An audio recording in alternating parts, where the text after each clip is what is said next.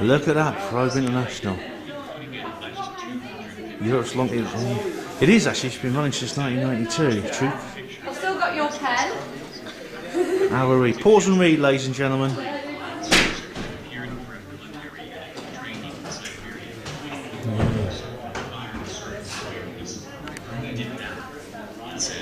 Very nice.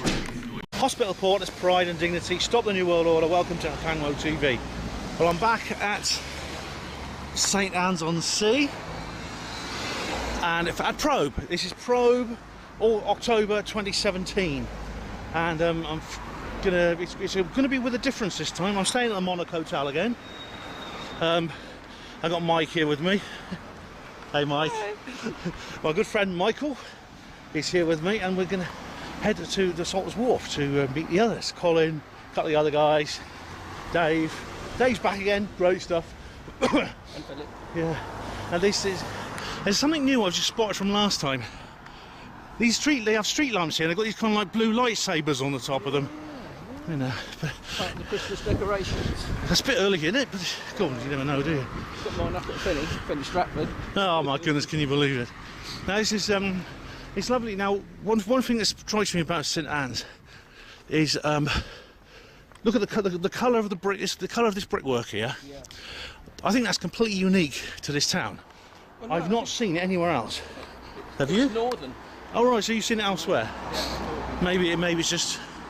Yeah, I don't recall seeing it elsewhere. Maybe it is. This sort of purpley reddish colour. Now, yeah, I'm back at Probe, and now I'm doing this partly because of like requests, because I know a lot of people actually wanted me to make a Probe reportage. Now I wasn't sure whether to do one or not, because I've done so many. This is going to be about my, I don't know, how many have I done, Mike? How many Probe reportages have I done? 10 or 15. Yeah, but I've been going quite a lot. I mean, I've filmed about half of them. I've been going down for 11 years, twice a year. Film about half of them. So I don't want these Probe reportages to jump the shark, so to speak, and become just repetitive. So I'm going. Should we go? Let's go to the seafront. Let's go to the seafront, Mike. That's what I want. You know, yeah. But there's the old Ferris. It's all starting to look familiar. This is like a second home to me. I've become very fond of the place over the years. It's always lovely to come back. I was there 6 months ago at Probe, which I didn't film. Or did I film that? I don't think I did, didn't I? No. And I'm back again.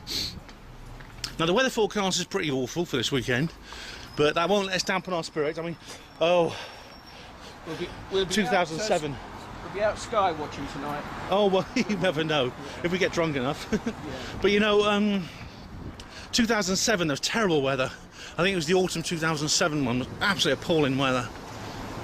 Really lousy, and there's wind and rain the whole weekend. So it didn't stop us. Years ago. Yeah, it's blimey, I remember it well. I remember. Robinson and that was down there with. Yeah. Malcolm's there. Paola Harris. I met Paola Harris for the first time. There was this. Oh god, there's several other people who I met for the first time. And yeah, it was very nice. But I said the weather was awful. But I'm back again, and I'm heading down there now. A lot's happened since the last Probe. I can't even remember if I filmed the one in spring. Like, I can't remember, but I've discovered that I've got osteoarthritis in my legs now. It's my knees, it's my left knee primarily, and my left hip. But I don't want to complain, because I know, you know, I know there are people worse off than myself. Hugo Roon, of course, who comments regularly. He has to use a wheelchair all the time. You know, so I'm not complaining. I'm not looking for sympathy or pity. And of course, at the hospital, I saw people I saw people in states that I wouldn't even repeat. You know, the dead and dying, etc. So I'm not looking for sympathy. I'm not looking for pity. I'm just stating it's a fact, and it is going to affect the way I do Panwo TV. And the way it's going to affect it is, I find walking is more difficult. I mean, it's something that's sort of gradually come up on me, and I've noticed it really over the last 6 months. Though it's got quite much more serious, and it's meaning I find my legs getting very stiff, and my knee hurts. and I had some tests done at the hospital, at the rheumatology clinic, and they said it's osteoarthritis. Now, osteoarthritis is very common indeed. It affects about 3 million people in the country. Most of them a bit older than me, but it can strike at any age. And especially for people like I was a hospital porter for 23 years, that had a lot to do with it. Apparently, that puts me in a high risk group. It's not just the walking, it's the pulling and pushing and things like that we used to do when I was a porter for all those years. So that's what I now have, and well, it's not, like I said, I don't consider myself unfortunate. It just is going to affect the way I do Panlo TV. I find things such as walking tires me out, well, but it makes my legs stiff, and I feel like it's extra effort in the walking. And then I go up and downstairs. It's tricky, and I'm on the second floor. I'm on the first floor this time at the hotel, which is nice because I was on the second floor last time. I thought Leslie was going to put me on the top floor again. I'm quite glad to be on the lower floor. But I've things such as putting my shoes on. I have these slip-on shoes, you see, because I find tying laces very difficult. This is that was here last year, I think, Mike. This thing, yeah. It's nice, isn't it? The bluing. Yeah. So I just thought I'll let you Panlo TV viewers know that's the case. I mean, I did write about this on the HPWA blog, which if you read that you'll already know, but I just thought I'd let you know if you only watch Panlo TV and don't read HPWA. So now we're at that is it's still called the Lord Derby, that pub. Now that there's a bit of a, you know, Mike. How long have you been coming to Probe, Mike? Well, when I remember, I mean, easily 5 or 6 years, if not 7, 8. Yeah, but I haven't been coming all the time. It's just that I find out that they've had it when I'm talking to friends, and we saw so-and-so at Probe. Did you go there? Oh no, I forgot. This year I made a point of dotting it in my diary and all that. So it's a pure social event. To see everybody, you know, it's wonderful to see everybody catch up and everything, and it is primarily social. I mean, sure there's speakers and there's things of interest, but in a way those are just really an excuse for us to get together. Yeah, of course it is. Yeah, there's a new event coming up, aware.com or something. AwakeCon, yeah. I'm speaking. I'm going to be speaking. I'm emceeing as well. Yeah. I didn't bring the flyers because I promised Tad I'd give out some flyers. Sorry, Tad. Yeah. But I will tell people about it, all right? Yeah, we know about it because I know Cole said he was going. He said, I said, well, I'm really keen. I'd like to go down it. And there's David Shaler, big man. Yeah, he's going to be there. I've not seen him for a while. Now, that Lord Derby, that pub there, Lord Derby, that actually used to be called the Admiral. It did, yes, it did. Do you remember that? You have been coming a long time. Yeah, you've been coming here a long time. Yeah. And that was actually our hub that was sort of like the hub for a certain group of probists. And when it was called the Admiral, and Matthew Deleuze used to sort of hold court in the corner, I remember. Yeah. And then we used to gather around. Matthew Deleuze and his wife used to be there, and we used to get together and have a laugh, and it was good fun. It's that red brick again, see? You get this sort of like red brick along here. It's very, very unique. I remember you talking about this once before, and you took a picture of some red bricks. I did. Oh God, I must. Did I really? I did. Yeah. I did. I do think. Yeah. For this part of the country, but it isn't. Oh, maybe not. Maybe it's just. Maybe it is just. It's just because this is my big. I've just never seen this in any other town. But then I haven't travelled much in this part of the region, so that could be why. And then we approached the pier. Now, St Anne's Pier is really another thing I like because it's actually very. It's a Victorian pier. I think it's a good 160 odd years old, but it's been preserved. It hasn't been modernised. You can probably see that it's still the architecture and the way the signboards are written, things like that, are in the original style. This is the town hall. Oh, is it? It's the town hall. The building is the town hall. Hey, yeah. It's a lot more. Oxford's town hall is like this neoclassical kind of Art Deco thing, which is like really intimidating. But here everything's on a more human scale. But and the sea. I've seen the sea for the first time. know. Hey, and the sun tide's out. You've seen the sand. Yeah. The tide's out. That's why you can't see the sea because the tide's out. The tide goes out about 3 miles here. It does. You can't, it's a bit dangerous to walk out at low tide actually, because if you walk out at low tide, the tide can turn and come back and catch you. Like those poor guys in Morecambe Bay, the Chinese guys. I was just going to say that. Was this the place that it happened? Not here, no, but it was in Morecambe Bay. Over on the west side? So, yeah, let's walk. You're right, walking on the promenade. But I'm walking. You can smell it. You can smell the salt and the sand, and oh, that's it. I love it. The ozone. Yeah, no ozone. But this is the St Anne's Beach. It's huge, and the tide is well out, man. It's way out there, man. That's why people used to come to Blackpool. Yeah. I mean, see, this is the old, perfectly preserved Victorian pier there. But I mean, it's funny, you know, Mike, because like Blackpool is this kind of like Babylon of the North, isn't it? Yeah, it is. Or Babylon, yeah. to quote Jonathan Downes of the Centre for Fortean Zoology, the world's biggest shithole. I think that's a bit unfair, actually, but well, there's a lot of hen-do's happening up there, and I've got to say, on the seafront of Blackpool, some of the buildings are really old and down. I mean, I once went out to a cinema once. I came up here, nothing to do in the evening. Went to the pictures and listening to the people waiting, you know. Even the residents say it's dire. Well, they're queuing up to go to the cinema. And there's the Lifeboatman's Memorial. See, it's the Lifeboat Memorial. That's another unique thing about St Anne's. It's the lifeboat station. The modern lifeboat station is over here. I was going to say, where is it? It's over there. It's you can see you can see over there. It's the modern. That's the today's lifeboat station. There's a little shop there which funds the RNLI. It's that building there. You see with the big round portholes. That is the lifeboat station. Today's lifeboat station. Yeah. There's always been a big lifeboat tradition here. Yeah. But you know. Yeah, it's like, but I mean, St Anne's, like I say, it's almost, well, if you're a hospital porter, it's easily within walking distance of Blackpool. If you're a civilian, you may need to get the bus, or you're an ex-hospital porter with osteoarthritis, like I did today. You need to get the bus. But where was your? Where did the coach drop you off today? Just by the tower, Central Pier. Oh, so you walked from? No, I didn't. No, you got. I didn't. But I mean, it's like another world here, isn't it? It's like. Yeah.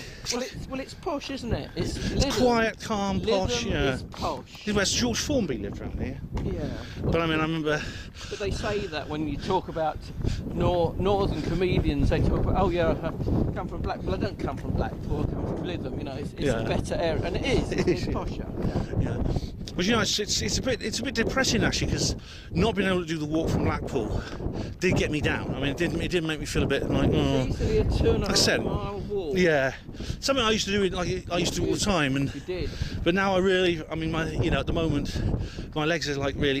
It's my right hip's aching now, and I could do it, but it would just really knacking my legs out. And I'm not looking for pity. I don't feel sorry for myself. I don't want you to feel sorry for me.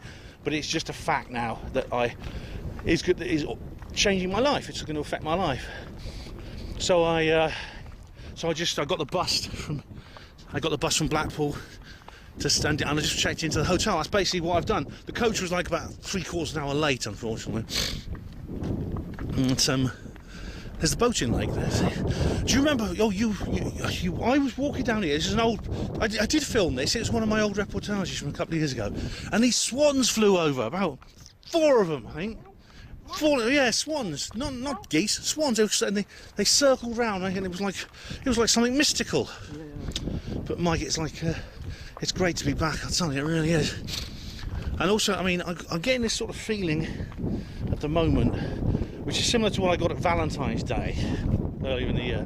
Hunger. Well, it is. Well, I know what you mean, and it is actually. But the thing about it is, it's now approaching the first anniversary of me splitting up from Sue Astain.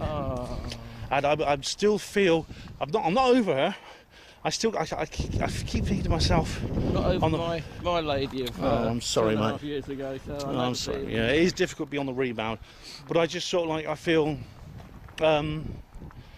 I really, really miss her so badly, and then on the other hand, I feel I never want to see the bitch again. The cheating, betraying, bitch. I don't want to see her again. So I'm in those two sort of minds, at the moment, and it has coming up, approaching the first anniversary. As I'm told, you've got to let go. Yeah. You've got to let go. Approaching the first anniversary of our breakup, I am feeling, because we were together 8 years, and you can't just put that aside. And I was watching Stefan Molyneux the other day, And he says, however long you are together, you've got to wait at least half the time you were together before you start another relationship. So I'm sort of like, means basically 4 years for me. It'll take me to get over her. I hope it doesn't, but you know, well, I'll let you know. But I might do a video about her. I'm not sure. No, let her go. Oh, yeah, I know. Let her go. It depends what sort of mood I'm in, because there's no one I can really talk to about it. You know what I mean? Apart from you guys. Yeah. So I might do a video about her. I'm not sure. But look at this. This looks like a railway carriage, doesn't it? It is. It used to be a railway carriage. I come through Crewe today, and there's loads of disused, broken down railway carriages. Yeah. But they've got one of these here. There's even a little track underneath there where they put it. It's actually the station cafe bar, and I actually did have a meal in here once. It was very nice. But it is actually it's an old railway carriage. It's been converted into a restaurant. Yeah. And it's very nice. There's a little shop there, you see, and it is a real railway carriage. Look, all the there's even a little track they've run underneath it. God knows how they got it here. But so they put a little railway track in for it to sit on, even though it doesn't go anywhere. And look, there's a shop at this end, restaurant at the other end. Now we're here. We are, and I mean, we're quite close to the venue, because the venue's changed. That's the biggest difference in this probe. It's a new venue. So we'll find out. Anyway, we're at the Salters Wharf, so we will see you later. So Mike, thanks for taking part in the Panwo TV. That's great. Thanks very much, and we will go and join the others in for a pint and a bite to eat. Yeah, see you later. That's what we're here for. Yeah. And that, ladies and gentlemen, Panwo TV viewers, it's a perfection. My dinner and a pint. Just what I need right now. And there is the pub, the Salters Wharf, Toby Pub and Carvery, where we've just had dinner. There's Dave there. Now the sky is looking kind of like, I don't know if you can see, but it's sort of broke. There's an overcast, but it's a bit thin in places. So we're not sure whether we're going to go sky watching later. But in the meantime, we're just going to go to another hotel now, because Miriam's turned up. Miriam Janse, who you might have seen on the Basis project. So we're going to go and cruise and have a bit more socialising with people. So yeah, it's great to be back here. It's the seafront with all the hotels and things lined up. We're going to probably go to the venue later, the conference venue, and meet some people there. Right, well, we're in the hotel. This is the inside of the hotel. It is called what's it called? The Inn on the Prom. Inn on the Prom. The Inn on the Prom, yeah. And as you can see, it's a rather nautical theme. Yeah. It's got lots of these boats everywhere. You see, there's one boat. It's just very easy, and there's some boats up there. You can see there. There's some boats. I think it is modelled on a ship type. Yeah. Do you think it's I'm not an expert on being on cruises or anything, but it does. Anywhere on a cruise, really. Yeah. It has that kind of like atrium kind of It's thing. certainly Yeah. a step up from the YMCA. And, It's a lot more elaborate than the YMCA, yeah. With the see where you had the little wooden tables and the cartons of coffee. And We're all at sea with the subject, you see. So that's yeah. We've been discussing the Mandela effect. We're going over the Mandela effect. And we're here with all our friends here. There's Chris Turner there, and there's Miriam, there's Dave. There's all these people here. We've just had a meal. And we've had dinner, and we're sitting in this very elaborate hotel with these very low hanging chandeliers. it's a good social. Yeah. You know, it's great. I mean, if you go to, what we're used to doing is going to the pubs, and obviously it can be a bit noisy because it's a hotel bar, which is quite a nice bar up there actually. They've got a few taps, but it's actually you can hear people. And obviously a lot of the speakers are downstairs and had dinner and stuff, so it's actually quite an improvement really. So I'm interested to see how it all shapes up for tomorrow's talks. Definitely, it's rather more. It's more upmarket than the YMCA. Inevitably, this means things are going to cost more, but it's probably better for socialite. So we can have a pint in here. So we get ourselves a pint. And we've got happy hour, £3. Yeah, which is not bad. Can't pay £3 before 7 p.m. And so we can do that. We can have ourselves a drink here. Well, now you could do that at the YMCA, but you have to go up the road to the pub. Yeah. Whereas here we got one on site. Now tomorrow I'll show you the venue. I mean, the venue's actually down those stairs there, over there, and I'll show you that tomorrow when it's more like. But that's that. Are they the people? I think we just spotted the musicians who do stuff at the Carlton. Right, we just spotted some people we know. Yeah, I bumped into a few people. Ellis Taylor's here, a few other people. They're having their dinner down there. So we're going to do that. Excuse me, did someone take I didn't talk about Lingerie? Sorry, I was going to say I couldn't be asked getting out. I promise you, I'm going to get you a No, well done. Yeah. Just saying, well. No, Is that lady? She's the singer at that hotel, the Langdales. Or just, I think they're the ones who used to sing at the Langdales. See, For entertainment. yeah, just go and check. But anyway, we're now going to.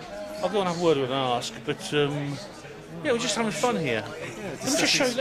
I'll just show you where the people are having dinner. it's quite reasonable price. Yeah, it's not bad, is it? I'll just show you where people are having dinner. Now, you see, this is the public air bar here, and you go down there, and there's the dining room down below. Very nice, isn't it? It's all sort of like in a big open space. Very nice. Here's our little table here, where we're all chilling out. Right, well, we're just leaving the pub now, and I'm here with Mike again. We're going back to our hotel, we're going back to the Monarch. It's about 11:30, and so I'm going to go to bed. Like I said, last night I did, as always happens the night before I go to probe, I have trouble sleeping. I think it's just I'm just too excited. So this certainly happened this time. So I'm really, really tired now, so I just want to go to bed.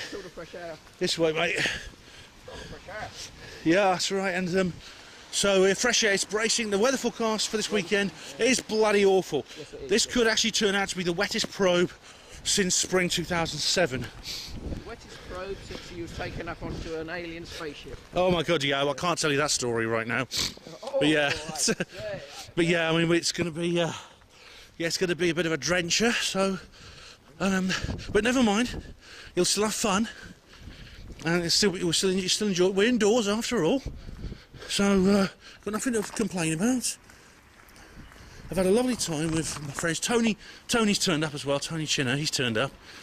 We were there with Miles and Colin in the trawl boat, and all the others. Yes, and we had a lovely conversation, a few beers, and I'm going to go to bed quite early. Well, early by hospital portering standards, put it that way.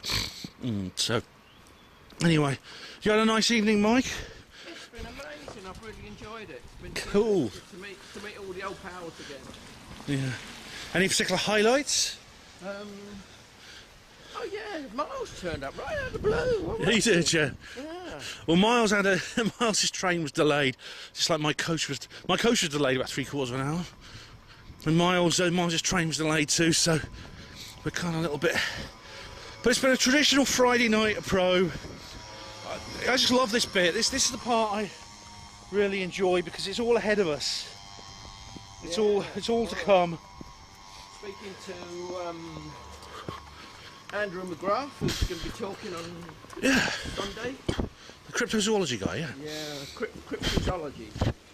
We met him, cryptozoology. Cryptozoology on the same lines as Jonathan Downes. Yeah, very good, very great writer, very interesting writer. Excellent, excellent. I love Jonathan Downes. He's brilliant as a writer. Okay, let's cross over. Yeah, he was very interesting talking about Bigfoot, talking about Loch Ness Monster, and things like that. Andrew McGrath. Now, I can't remember what the speakers list is. What time's it all open tomorrow then? 10 o'clock. 10 o'clock. Right, so we've got plenty of time.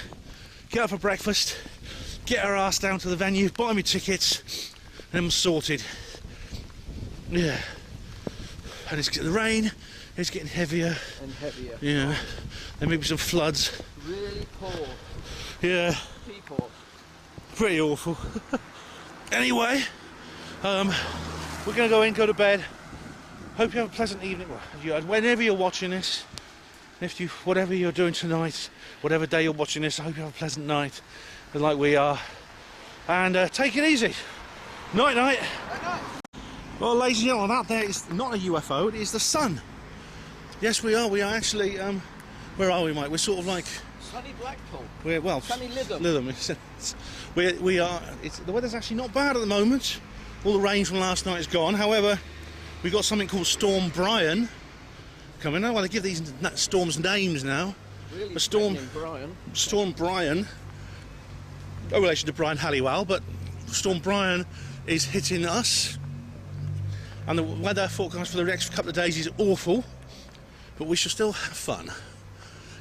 And so we're heading down for day one, and so our first speaker is Brian Halliwell, who is interesting. He's an interesting chap. Talks about synchronicity and coincidence and the Mothman and things like that. And then we have he's a bit like, he reminds me of George Formby. He doesn't have a ukulele, but he still is he just talks like him and he's got the same voice. And then there's then there's Charmaine, somebody, not Charmaine Fraser. This lady's a psychic and reptilian hybrid. Then there's a surprise. They said that the midday speaker, we don't know who that is yet, to be announced. So that was one. I hope they put me in, because I noticed it was vacant. So I said, hey, do you want to book me? But they just said they couldn't get back to me. We're all right. We don't know. That's all right. But we got other plans. We're all right. So then, and then they have, last but not least, Tony Topping, kiddo. How are you? Yeah, so we got quite a fun-packed day ahead by the looks of things. There's the old station going over the bridge. Yeah. Right. I'm here with Mike. I didn't think there was many speakers, really. I mean, it's like... Four speakers. They're back to the four-speaker format. It's probably best, yeah. actually. Yeah. I suppose you get more time with them. Than if they just extended the day by an hour or so. That would have been better. The five-speaker thing just didn't work. It was just too... It's just too much of a rush. They used to have a five-speaker format and it just wasn't right. Don't know if you can hear the wind on the mic, because this furry thing's come off the mic. Look at this breezy. So we're heading now for the venue. Bit of cloud over there, see if I can see. Never mind. And here I am again at the Admiral Lord Derby, sorry. Heading towards the pier and the promenade now, and the seafront now. Mike had to go on ahead. Well, I had to go back to get my phone because I forgot my phone. One of the essentials of modern life you can't manage without. Then again, you know, I'm worried that my daughter might not be able to get hold of me. Things like that. I'm here. I've got my Illuminati hat on, as you can see, and my Roswell 70 shirt. So I'm suitably attired, and now I'm going to head for the venue. I wonder what the tide's going to be like at this time in the morning. We're heading down towards the seafront. It's where we were yesterday, but the weather's all right. The weather's nice. The sun's shining. At the moment, Storm Brian has not yet hit us, and then I've got to walk along towards the venue. Now, a bit of cough on me. I've had a lovely breakfast as always. Leslie cooks a fantastic breakfast. I've got to recommend the Monarch Hotel, actually. It's the best value. It's the best value place to stay in London St Anne's, in my view. Right. See the old sand dunes there, getting close to the sea. Hopefully I get a chance. And the tide's out again. Yes, it is. I'm not going to see the sea this morning. Tide is far out. Right, it's a bit long here. The Inn on the Prom is the name of the venue. Now I don't know how well you can hear me through the breeze, but I'm heading towards the Inn on the Prom. So it's a lovely morning. The sunlight looks absolutely lovely coming through the grey clouds. Look here, we've got the bandstand and the lifeboat memorial.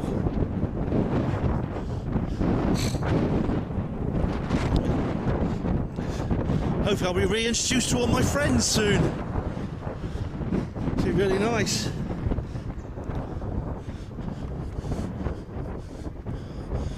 Yeah. Oh, that's breezy.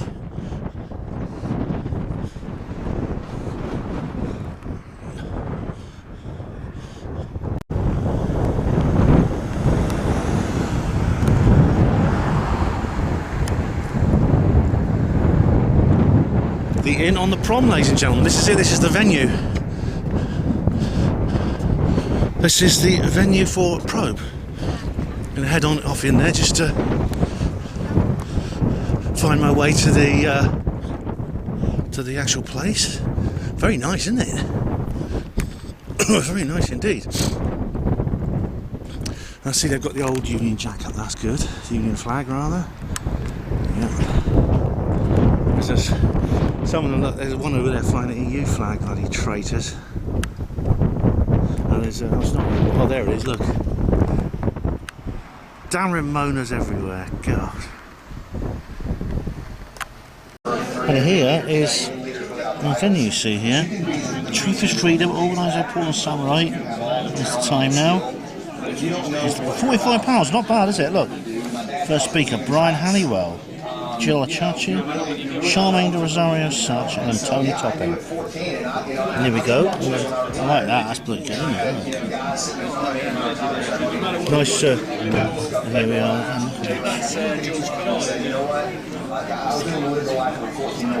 Miles Johnston it is. I spelled his name wrong. Andy McGrath, that's the guy we were talking to last night. Miles, I wonder what he's going to talk about. Something to do with being in a lockdown. And then Andy McGrath. And Mark Bennett. I'm not heard of Mark Bennett. And then finally Phil Medley, who's going to give us a rendition of I've Had the Time of My Life. Oh, sorry, it's Bill Medley. Yeah, I'm looking forward to this. Well, here's the hotel in daytime. This is where we were last night. And I've just come out after the first session of Probe. And it was a bit gross, actually. Brian Halliwell was on.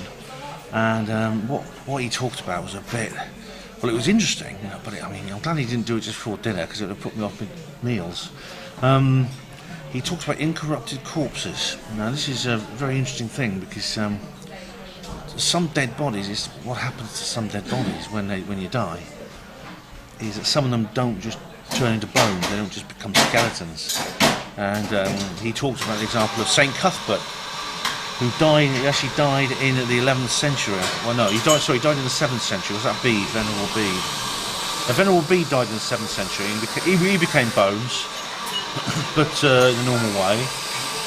But then there was St. Cuthbert, who died in 1104, and he was buried, but then he was dug up. He was buried again and dug up. He was buried again and dug up several times. This happens because he was a saint. And apparently this happens to saints quite a lot. And every time they dug him up, they found that he hadn't rotted. His body hadn't decayed at all. And not only that, but his fingernails had grown, and his beard had grown. And he's like, what? It's like he's not really dead. It's like, and they gave him a shave basically, and then buried him again. And they dug him up several times. He's moved to Durham Cathedral. He's buried today in Durham Cathedral, under a stone slab along with Bede. And apparently, this happened several times. Several times he was dug up and reburied. And then it was only in 1899, his most recent exhumation, they found that he turned into bones. They dug him up and found he was a skeleton, as normal. His body had deteriorated. So basically, his body was kept incorrupt for almost 1,000 years. And then Brian talked about some other examples. He talked about Saint Bernadette of Lourdes. Now, I've heard of this one because I've been to Lourdes. Now, after she'd had her experience as a 14-year-old girl seeing the Lady Mary, Bernadette entered a convent and was a nun, and died very young at the age of 36. She was buried. They dug her up and found she was incorrupt. Her body was incorrupt. She's in a display cabinet now, apparently in the convent, and you can actually go and see her. And I've seen photographs of her, and she's not like a mummy. She actually looks just slightly thin and dried. You know, her body's slightly thin and dried out, but she's not. It's like, I don't know how that happens. I mean, and Brian says, of course, the church says this is divine intervention. And of course, you can create mummies artificially, the Egyptian mummies and things like that. And Brian said how he'd gone to Egypt, he'd gone to Cairo Museum and seen Ramesses II staring back at him. And bodies can be preserved naturally, like the Iceman, Ötzi, the Iceman. And the Lindo Man, which is in Britain, they found a peat bog that preserved the body, a 2,000-year-old body, and things like that. But I mean, you can always see that they're dead, and they've been dead a long time, even if they're not bones. But he came out with some other extraordinary things that are. This is where the really gross part goes, because he found that one of the saints that was buried and then dug up, it wasn't Bernadette, it was another nun, but her body started giving off oil, and almost like there was fat coming out of her body, and they scraped it off and they put it in a cup, and it kept happening, and then they started putting it in the lamps and using it to run the oil lamps, and then and apparently this kept going, the body kept giving off oil, and now that shouldn't be possible. Body shouldn't just continuously give off oil. And apparently this body gave off so much oil. It's Miles. Hey, Miles. There's our Miles. Are you enjoying yourself, Miles? In all the years I've been coming here, I've never seen sea come so close to coasting. You can see the sea there. Hey, bang. Go on, mention it. Sea. Is the tide come in now? Then you get the namby-pamby half-smokers. They got put in the proper smoking zone. It's a disgrace. Yeah. Because I've seen a woman out there, she was 900 years old, having a cigarette quite proudly.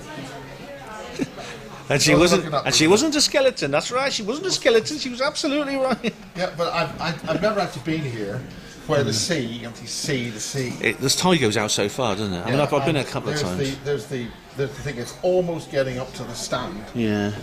The tide was out again this morning. I was just telling the panel of TV viewers about the oil coming off bodies, and they've been putting it in the lamps and stuff, gross stuff like that. It's a bit. Well, it's called recycling. I'm all for that. Of course, yeah, because they didn't have to pay for any of their oil, you see. So they didn't tell anyone about it. They didn't say anything about it. They just kept doing it, and it's like. And so they didn't want to stop. And it's like, but it just sounds to me. I mean, they put clothes on this mummy, and the clothes got soaked in oil, and they have to keep changing the clothes and washing them. And it's like, but where's the oil coming from? That's the question. It does seem a bit like.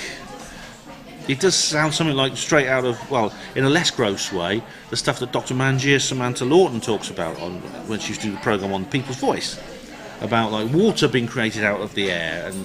The fish that rain from the sky and things like that. It sounds like something close to that, but it's. But anyway, apparently, because you can create artificial mummies. Now, this is something I didn't know, but Jeremy Bentham, the famous utilitarian philosopher, his body's been preserved too. But then this was something that he decided on because he was a very extreme utilitarian. He didn't want to be buried. He just said, "Doesn't matter what, don't be sentimental about my remains. Just use it to whatever purpose you can." So they basically turned it into a mummy like this.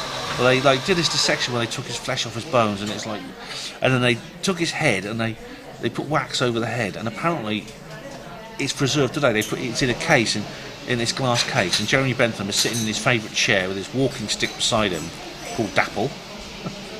And his head was severed. But he put it back on top of his body, and he's got glass eyes in his eye. Oh God! Anyway, apparently they wheel him out for functions at the college in Cambridge where he was. I don't know. Is this true? I don't know. God knows what that great hospital porter Ludwig Wittgenstein would have made of that. But they have special party functions and. They wheel him out, and they wheel out Jeremy Bentham, his mummified corpse, and they put it at the head of the table where everyone's having their dinner. And does that ruin their appetites at all? I mean, I bloody wouldn't mind, I tell you.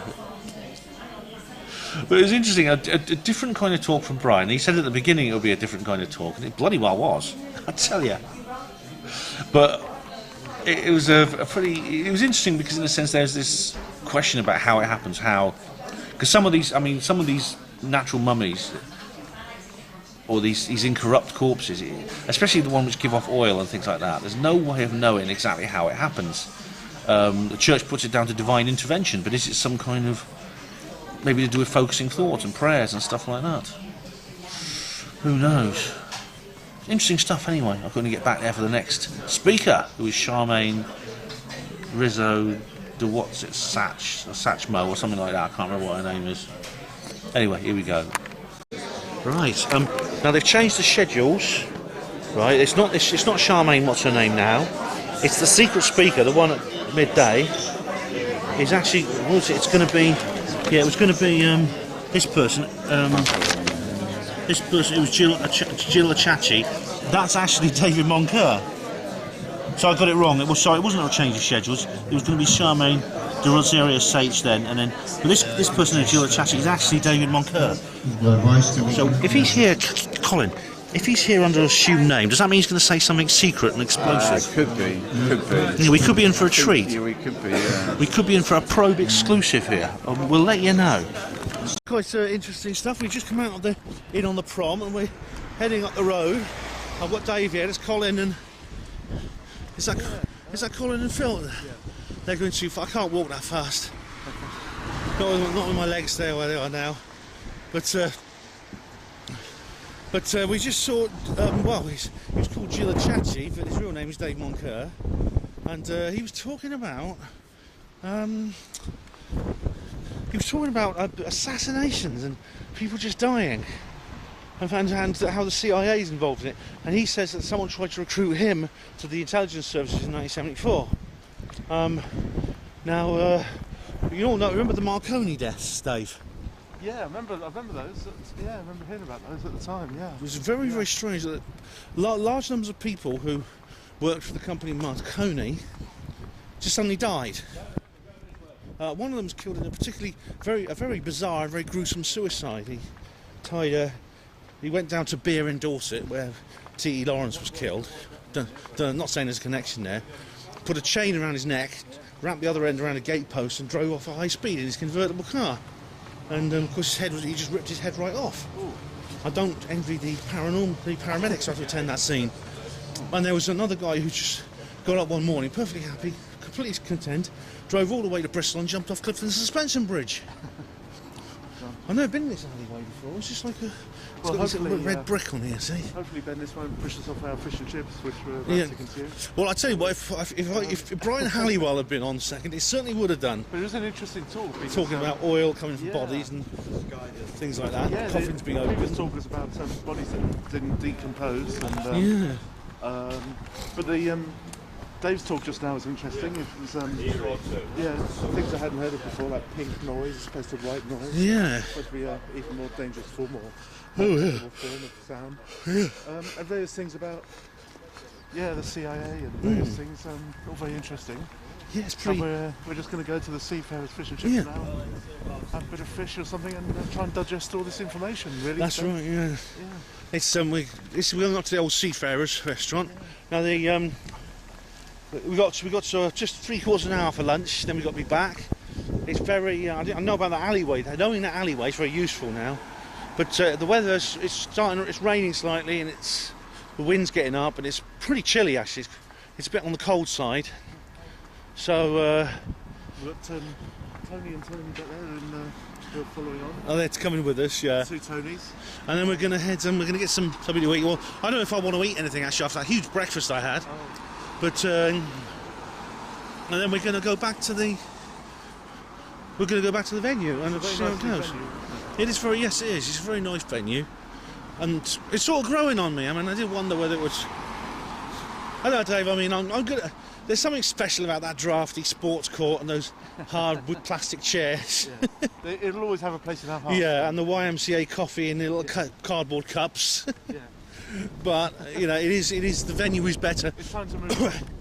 And it's only £6 more. I mean, when I first went and saw the venue last year, I thought they're going to double the ticket price for this. Yeah. But no, it's only £6 more than the old probe. No, it's a nice new venue, and we're all getting older now. We need a slightly more comfortable chair. Oh yes, that's right. Rest my bones. Yeah, rest our weary bones. That is, I do have osteoarthritis, yes, so it's worth a few quid. Yeah, but but it'll always have a place in our hearts. Yeah, it's really nice. It's keep going because I mean, as you remember from a couple of years ago, there was some uncertainty over the future of the conference. They're up there. There was some uncertainty over the future of the conference, and I remember that the Zohar Mountains people brought it up. The Ozark Mountains people brought it up, and there was a bit of a hoo-ha, and the whole thing fell through. But they were going to drive it up market to the point where it was on the sort of like an A-list type conference on the scale of the Nexus conference or the UFO, the International UFO Congress, and that was something I really didn't want to see, and I'm quite glad when that didn't come to pass, because that would have been like, it would have been out of the price range of most of the regular attendees. So yeah, oh, you got to. Now this is the world famous Seafarers Rate. Yep, it's known throughout the world as it's having the best fish and chips imaginable. I must say, I have to agree, but I don't think I'll have any myself. I might have a. Now I'm here, you know, I might do. Right, you can have a sit-down meal, or you can have. They're in there. No, they're in there. What you got there, Colin? Anything nice? I think I've got pie and I've got. Well, we ain't got time really, have we? Yeah. I might walk back and take it back and eat it in the place. Yeah. Well, I'm not sure they'll let you do that. To be honest with you, but this is very nice. Very pleasant indeed. I don't mind going to the seafront, maybe. See you later. Now that's what I like to see. Frack-free zone. Yep, they're fighting back against the frackers. That's good. Well done. Just have a look at that, ladies and gentlemen, at Panel TV viewers. I'm back in the warm now. I'm back in the warmth of the hotel, and I'm quite glad actually. But we're just thinking we were saying a bit more about what Dave was talking about, and the idea that you can be assassinated by your control of your thoughts. That's what he was saying, and wow, that's not unlike what Neil Sanders talks about. You know, if you ever read his book, your thoughts are not your own. And so that's what occurred to me as well. So, as you can see, the wind has really got up out there. Storm Brian has hit, and it's wet and windy, and I'm very glad we're in this nice, comfortable indoor space. Now, the speaker I've just heard is Charmaine de Rosario Sage, who says she's a reptilian hybrid, and she stood up on stage and did this speech about being a reptilian hybrid, and it was quite strange, because she's a quite ordinary looking woman. She's got brown hair, she's sort of in early middle age, she speaks with a home county's accent, but she says no, she is reptilian. She's a product of a genetic experiment, because her mother was basically her mother was barren and told she could never have kids, and then she got pregnant, and Charmaine came along, and that's a common feature. It's a common story I've heard before about these anomalies, reproductive anomalies that you often get. Don't know if you can see me properly. Here we are. That's better. And she talked about how alien reptilians used to visit her, how she goes into the reptilian world and she shapeshifts into a reptilian form, and how she has 3 children who are hybrids, and she's been used in genetic experiments and things like that. Now these stories are these are extraordinary tales, but I mean I do take these sort of things seriously. I do take these ideas seriously, and I believe she may well be telling the truth. I'm sure she's being sincere, but I mean, what she's talking about may well be real. Now, an example she appears to have like her forehead sticks out quite considerably. That's one thing about her that is unusual. She has like a strange shaped skull, and that could be like people like Kate Thorvaldsen, another woman who claims to be an alien hybrid. She has the same thing. But I mean, these things, these breeding programs that go on, do have because it's a bit of a draft here. Poor old Miles there. Look at Miles. Miles is in a bit of a state there, as you can see. Yeah, they haven't been to Everest, these people. Anyway, now my ex-girlfriend Sue, she had a friend who became pregnant, which is very strange, because this was a single woman who had not had sex, yet she became pregnant. which, I mean, if I remember from my school biology classes, shouldn't really happen. Now, this woman works for the Ministry of Defence, yes, just like Nick Pope, and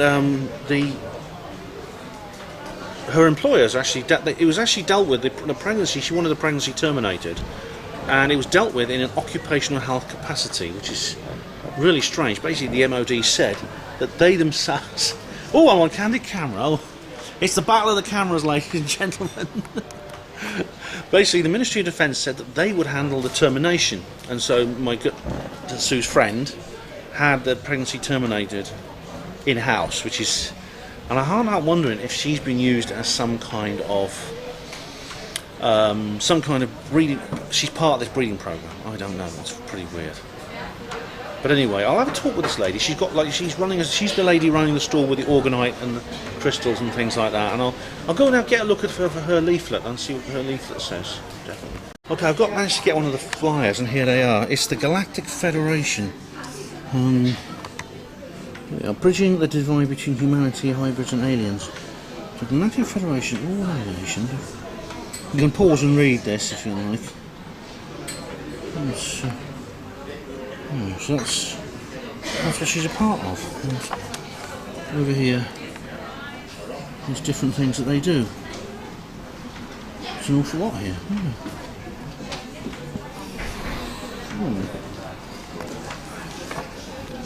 So, yeah, but there's an awful lot to look into there, and I mean, there's her story is particularly interesting, like I said, and so. I'll check out those websites. I'll have a look at them. In the meantime, Tony Topping's up next. I've already spoken to him. He's arrived, so I'll be good. Good old Tony. I like him. Right, it's about 5 p.m. and that's not the sun there. That's a reflection from the inside light. It's still pretty miserable out there, unfortunately. Windy, and it's raining still. I'm quite glad to be indoors. But anyway, we had Tony Topping on. Tony as usually did a passionate speech where he seems to channel Tony when he's speaking. He's very good to have as a last speaker, actually, which is why when he was at Roswell 70, if you look in the description box or look in the catalogue, you'll see that I put him on last because he's a good roof raiser. So he came on as last speaker for Saturday, and he's kind of like and he talked about his experiences of being a contactee and a targeted individual, and about his views on cosmology and the timelines and the space-time continuum, and he used some terminology I didn't quite understand, like Yasmat, I think he called it, which I think is from the Hindu tradition, and it refers to something to do with the differences between before and after on timelines in different ways of viewing time. I'm not sure exactly what, but anyway, that's the first day over with. And I'm going to see where all my friends are, and I'll probably have a beer or something. But yes, I enjoyed that. So Tony did a good job there, and in fact all today's speakers were very, very interesting. We had corpses that don't corrupt, we had mind control and psychic assassination, we had reptilian hybrids, and now we had weird timelines. So pretty much an average day at the Probe conference. Right, it's about... God, it's 11:30, gone half 11 at night. I'm now heading back to the hotel, and it's been a good evening. I've had a good time with some friends. It's still windy. It's sort of raining on and off. It's just starting to rain again now. Weather is awful. As I said earlier, it's really still windy, and I'm going back. I hope you can hear me. I'll hold my finger over the muffler so you can hear me. The wind breaks so you can hear me. But it's been a good evening, but I'm tired again. I'm just not up to sort of like boozing till 1:30 a.m. like the others did. Like Colin and Miles stayed out till 1:30 a.m. last night, and I'm just not up for that. I've never been the sort of person who can do that kind of thing very easily. You know, I've never been able to, as by hospital portering standards, I'm virtually a teetotaler, even though I can do drink. I'm a moderate drinker. God blimey, that's a bit of wind. But I'm just like really need bed now. I really want to be in bed. I've never been one for sort of like late night boozing. Oh, I like to go out and have a little bit of a drink. Bloody heck! That's really pulling me back, that wind. You see, I can see it blowing. Look at the bushes there. It's still really breezy. So yeah, I'm a bit ready for bed and then breakfast in the morning. Our first day of probe is over, and as I said before, you know, probe comes and goes almost instantly. It's like almost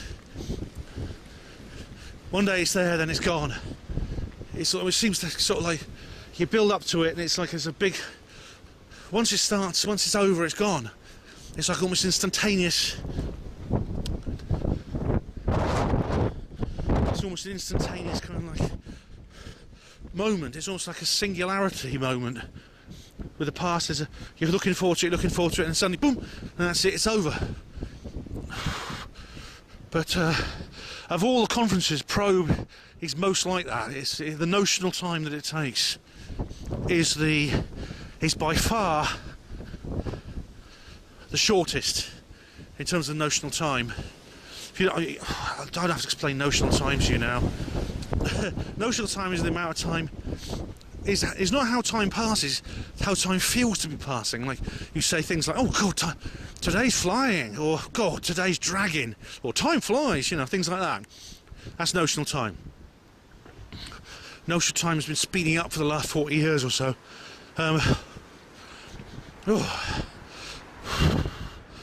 So, just watch my 2012 video if you want to know more about notional time. I'm too tired to explain it to you in detail right now. I'm really knackered, I'm going to go to bed.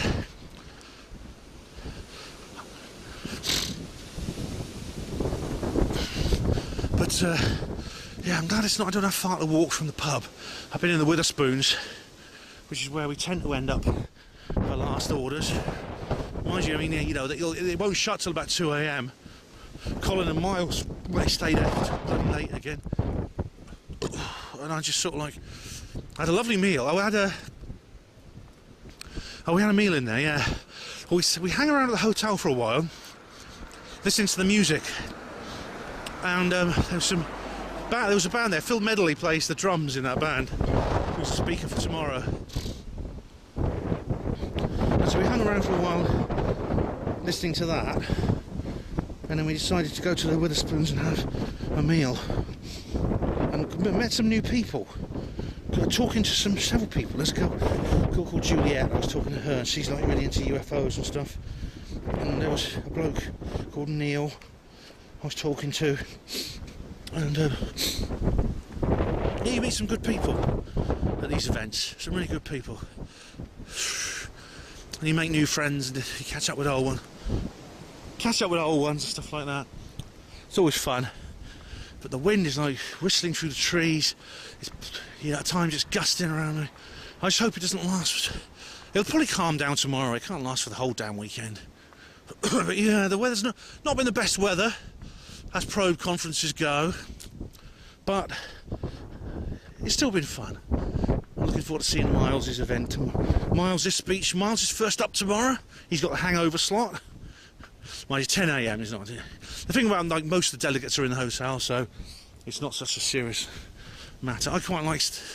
I think I'll stick with the Monarch because it is my kind of home from home, and it's cheaper. And here we are, back in my home from home. So I had to leave them quite quick because I was getting tired, and I was like, oh, I need to rest. And here we are. Right, so night, Panwo TV viewers, and I'll see you tomorrow. What the hell did you ever do to the universe that it would guide you like this? I mean, if I thought that the universe had been guiding me by having me beaten opposite John. Oh, good morning, everyone. Good morning. Yes, it's Sunday morning, the second and final day of the probe conference, and I've just decided I'm going to have to make another Stefan Molyneux video, another reply to some of the things he says. Well, ladies and gentlemen, we've now just left the hotel. I'm here with Mike, and we're walking up towards the venue again. And it's still windy. It's been windy all night. It's still windy now. So it's a very long period of wind indeed. It was colder today as well. Yeah, oh, it is chilly actually. Yeah, it's a bit nippy, very autumnal, and it's actually pretty. It's pretty with the wind chill as well. It's quite something, quite penetrating cold, and it's a very long period of wind we had. And we're heading. Well, we got Miles on first today, I think. The Milester himself is first up. I've got to get away. You got to what? I've got to get away. I tell you, I mean, if I doze in the auditorium, it's not because the speakers are boring. It's because I just find when I'm sitting in a warm place on a comfy seat, it's like I felt this overwhelming drowsiness. I've always have done. Bloody hell! It was like this last night. It's still then like this now. Yeah. Oh.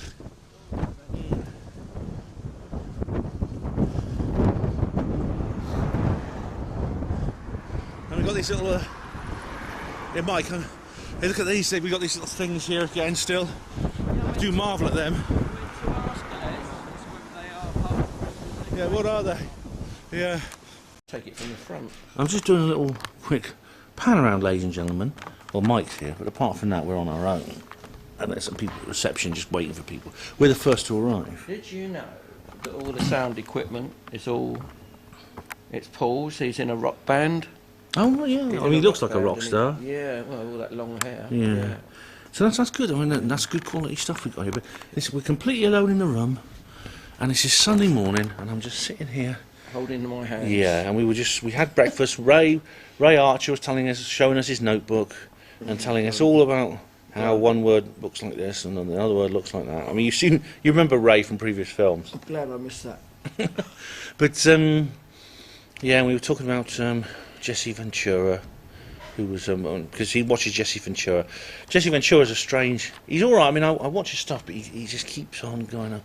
Every time he opens his mouth, he starts every sentence with, "I used to be a Navy SEAL," and it's true. He wasn't a Navy SEAL, but it's just it's an odd thing though to be so obsessed with a job you used to do and you don't do anymore. And I think he was a grey seal. Yeah, but to be so obsessed with a job you used to do and you don't do anymore, and you stopped doing years ago, it's just a very weird thing. And I certainly hope it never happens to me again.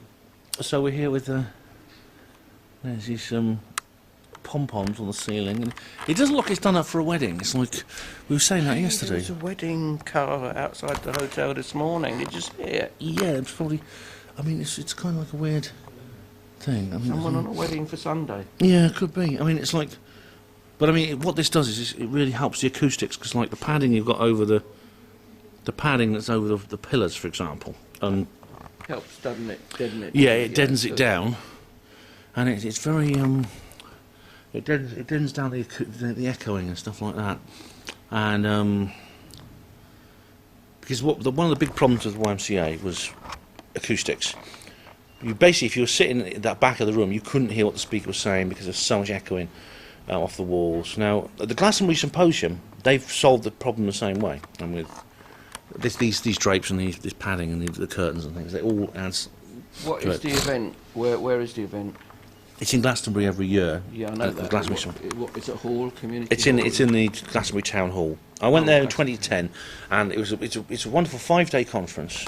Yeah, and it is really good. It's quite expensive, but you get a lot for your money's worth. I think it's a couple of hundred, isn't it, or something? Yeah, it is expensive. But I went once in 2010. I may not be able to afford to go again, but I went once in 2010. Unless they invite me to speak, I'd be very glad. Neil Geddes Ward is going to recommend me for the next one. Yay! Yeah. But they've actually solved the problem the same way by putting big heavy cloth coverings over over the entire wall.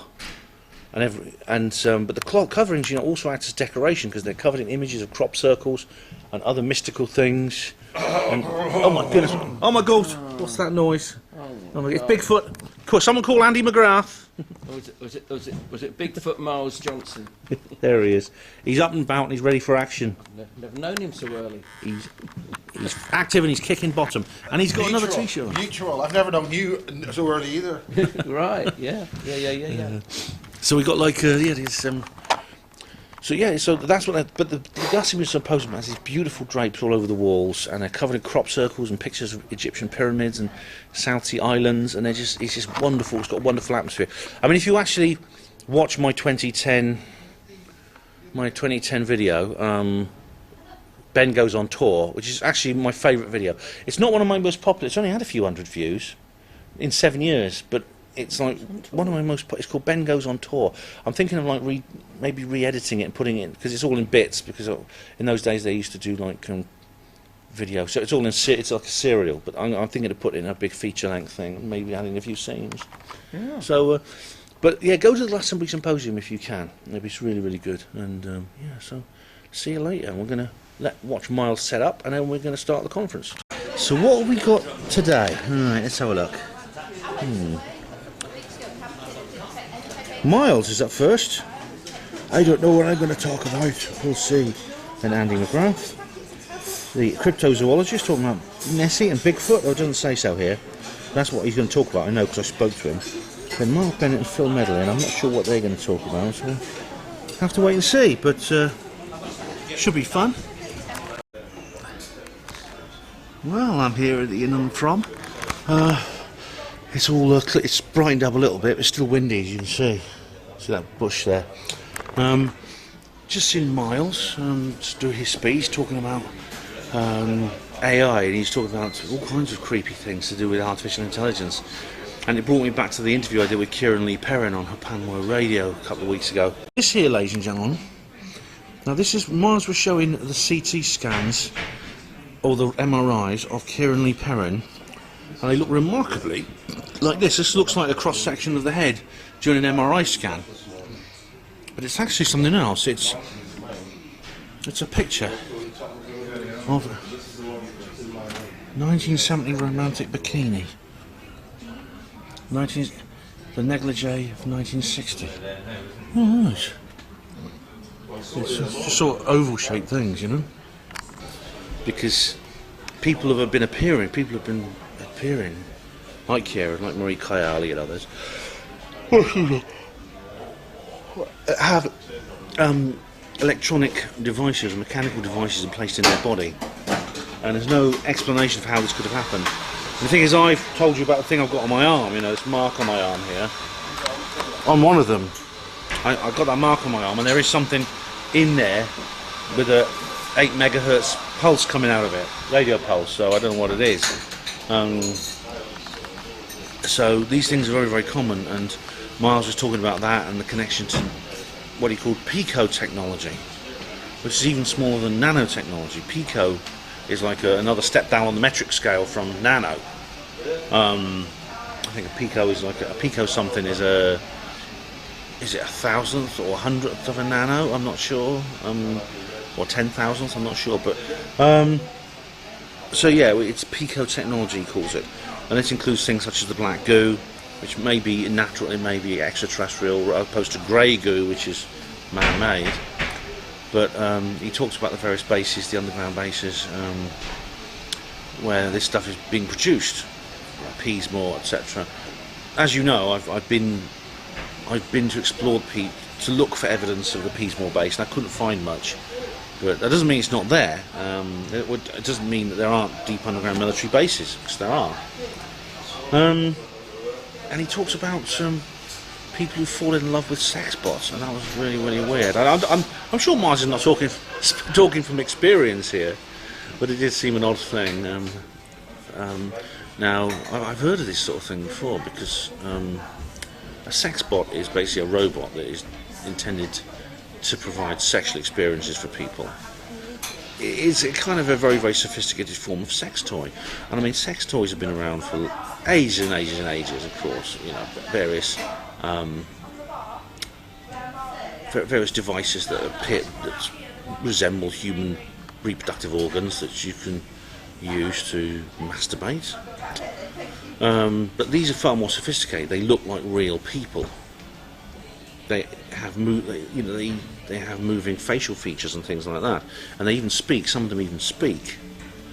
And there's talk about people who fall in love with these things, and they become like real human beings to them, and that is very sinister. I mean, using something as simply as sex toy is one thing. Falling in love with it, developing an emotional relationship to it, is a completely different kettle of fish, and that's disturbing. That can't be healthy. That's weird, very weird. Miles also has a photograph taken in 1982 on Thule Island, southern Thule Island, in the South Atlantic Ocean, which is basically in which there's some members of the SPS, Royal Marine SPS, about to blow up the base there. And the base was destroyed by an explosion far bigger than you'd need for just a little hut, which was all that was down there. There was just 6 people on the base. At the end of the Falklands War, the base was captured by British forces, and the HMS Endurance, the polar research ship, went down there with the Royal Marines. They got onto the island, surrounded the base, about 300 of them, and the six people inside came out and surrendered very wisely, because they could never win against that. They were taken on board the ship, locked in the brig, and returned to Argentina. Before they left, the Royal Marine SBS commandos blew up the base with a huge explosion. There's a well-known photograph of that explosion. It's a massive mushroom cloud above the island. And Miles says that's to do with the black goo. And he has met...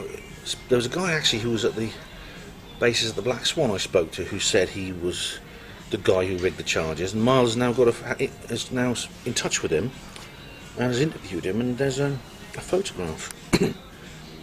Transhumanism is like this sex bot thing. Now, Ray Kurzweil is someone who really irritates me. I've talked about this in my zombie video. But the New World Order, when they have the capability to replace natural humans, why wouldn't they? The Illuminati, from their point of view, just imagine what it's like from them when they look around and they see these annoying little balls of flesh rolling around who don't do as they're told, who rebel against their orders.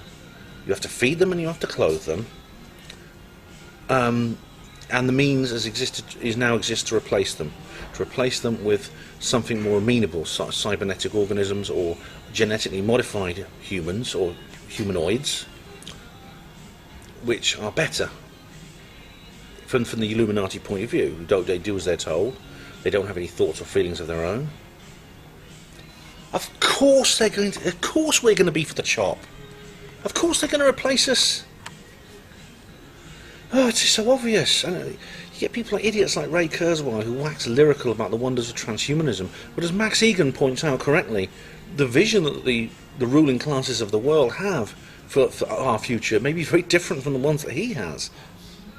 The idea that some kind of it'll end up as some kind of benevolent paradise is completely false. And it is naive. It's in the extreme.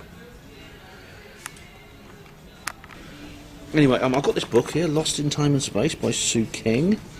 Looks interesting. I was talking to this lady, and so I'm just going to have a read of that. Yeah, it looks. I mean, that's basically all that's really on sale, unless you want to buy some of. You could buy some of. Hey, how you doing? You could buy some of Charmaine, DeRosio, Sage's organites and pendants and crystals and things like that. That's basically the only things that are on sale. This is one of the downsides of the new venue, is that we're not allowed the bookstores anymore. So the merchandise stores are not there now. So even if I had bought some copies of my book, even my brand new one, I wouldn't be able to sell it there, which is a shame. Because browsing the stalls, looking at the books and things like that, it's one of the fun things about coming here. So hopefully hotel management will change their mind about that for future conferences, and we'll have to wait and see. But anyway, the next speaker is Andy McGrath, I believe. And so I'll keep watching the wind to see if it drops down. And get back to you then. Okay, still windy. I'm all wrapped up. The sand isn't blowing around quite so much, I think. But when I was walking along here, there was sand blowing everywhere, and it was getting in my eyes. I could feel it in my eyes, and I was grinding my teeth, and it was in my mouth. So, oh yeah, no, the sand is still blowing. And somewhere along here, there's an alleyway I can get to. I think it's actually through here. There's actually an alleyway, and it takes me through to the main street. Whatever it's called, Western Avenue, whatever it's called. Right at the side of the Elm Prom. Oh, this camera's shaking. Matthew Williams will be going, oh, Ben the shaky J.R. Porter. Can't make proper videos, he can't. I'm going to take my book back to the hotel. And then I'm going to get something to eat. But I don't know where the other guys are gone. I'll catch up with them in a minute. But I met up with Deborah Hatswell of the British Bigfoot Research Association. I'm just watching Andy McGrath, and presumably she's here with him. And hey Brian. Hey, alright. How are you? Alright, what were speakers like this morning? Well, very good. We had Miles doing his stuff, and then Andy McGrath talking about the British Bigfoot monster and things like that. Pretty good stuff, mate. Yeah. Next one, 2 o'clock. Yeah. I think it is. It's an hour and a quarter, I think, for lunch this time. And it's Keith Bennett, isn't it? Bennett, yeah. All right. Well, yes, Bennett. Aetherius Society. That's right. Yeah. So come back for that. Yeah. See you later. See you, Brian. That was Brian Halliwell, the guy who talks about monks who never rotted in the grave. So we're going to head now to. Got all set.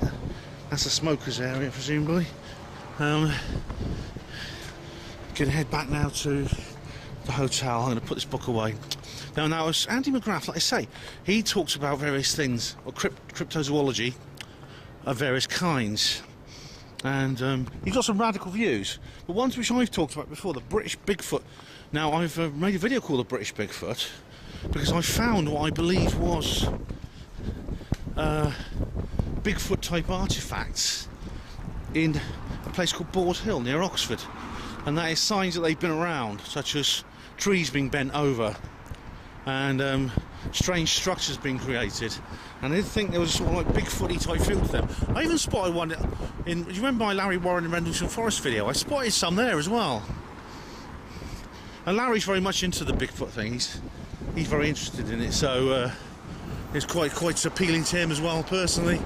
So so we're going to head this way. But I mean, it seems a lot of people don't believe that it's possible for a large primate other than humans to exist on the Earth.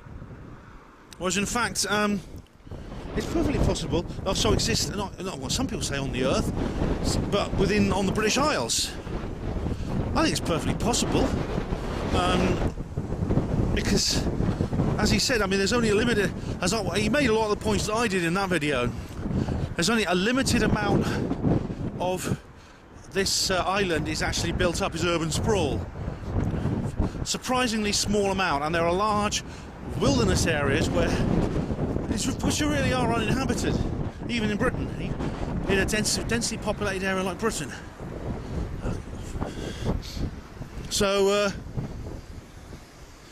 going to head in there now. Going to head back to I'll go to the Witherspoons first, see if Colin's in there. I can't remember exactly. I think it's an hour and a quarter for lunch. And there's Keith Bennett over the Aetherius Society. So I'll watch the beginning of that anyway.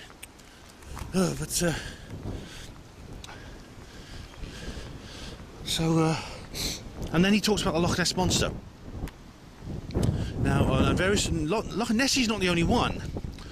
There are Loch Ness Monsters type creatures reported in almost every large body of fresh water in Britain. There's one called Teggy, which is in Llyn Tegid in Wales. And there's one called Morar, which is in Loch Morar, Scotland.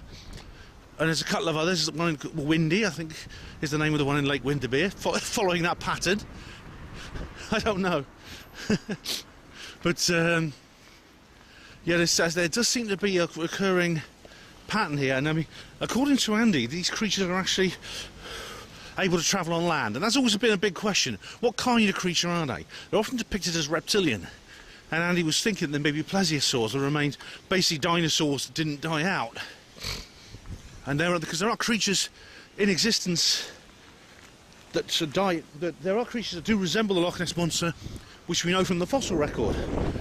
Creatures with flippers, long necks, aquatic beasts.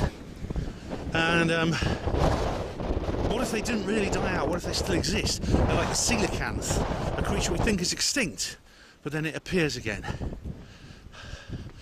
Ooh, could be, who knows? Anyway, there's also here's the pub. There's the Witherspoon, the trawl boat, and there's also several other cases. Like there's the U-boat monster. That was in the First World War, where this U-boat 155 just sunk a ship, and this creature appeared. It jumped out of the water just above where the ship sunk. Big, long-lived, crocodile-like creature, except it had flippers instead of legs. Now, there's no known species of animal alive in the world today like that, but one exists in the fossil records very like it. It's called the mesosaur. So what if, in the vastness of the oceans, which we know less about than the outer planets of our solar system, these creatures actually still exist?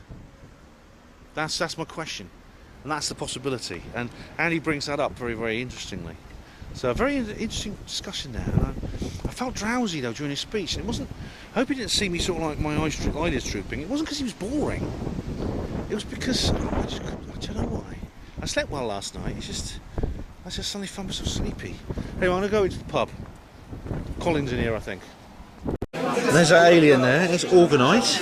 This is the venue. You can see here we've got like it's a bit different from previous venues. Yeah, look at that. Yeah, and it was coming off. Yeah. There's all the people sitting down to listen. And look, you get glasses of water over there, and lots of other things.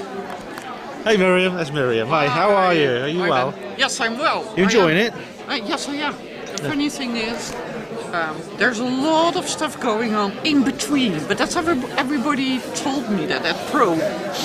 You know, the things happen in between the lines. Yeah.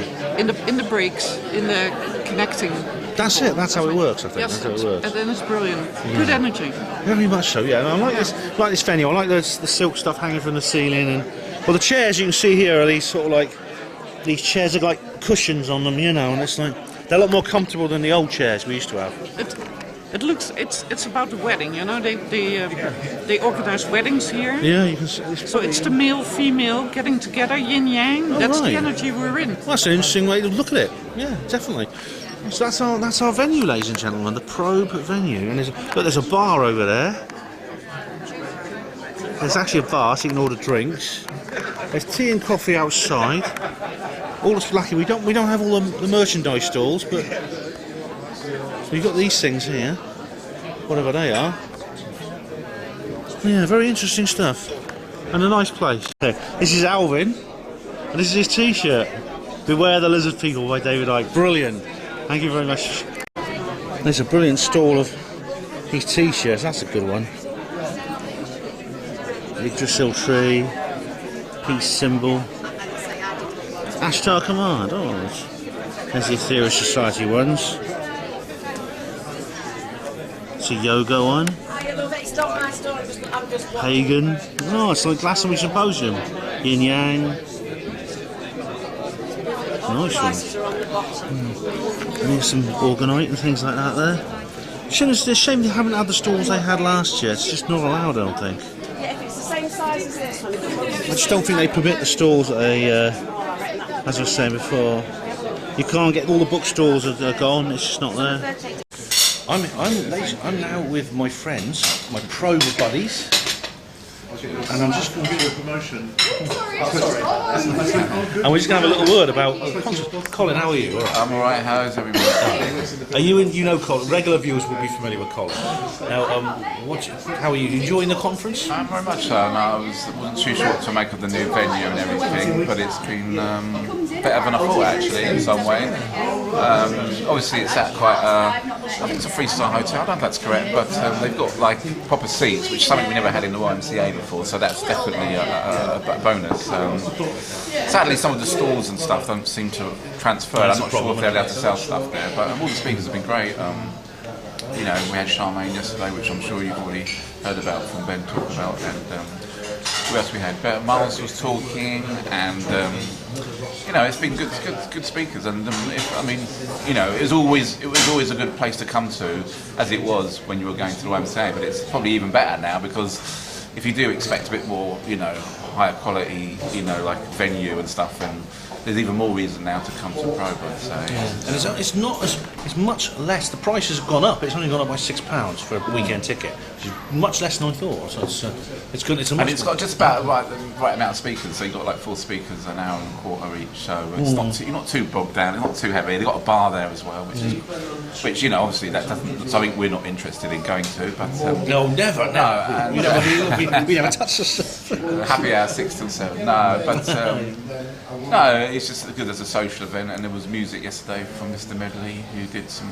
Yeah, there was a band called Decade, and he was playing the bongos and the. It was again. I think it was the downside. It was a bit loud with the music, and if you want to socialise and talk to people about progressive, deep stuff, and you're not always going to be able to hear what other people are saying, so we sort of go between them and the Witherspoons properly. So. Yeah.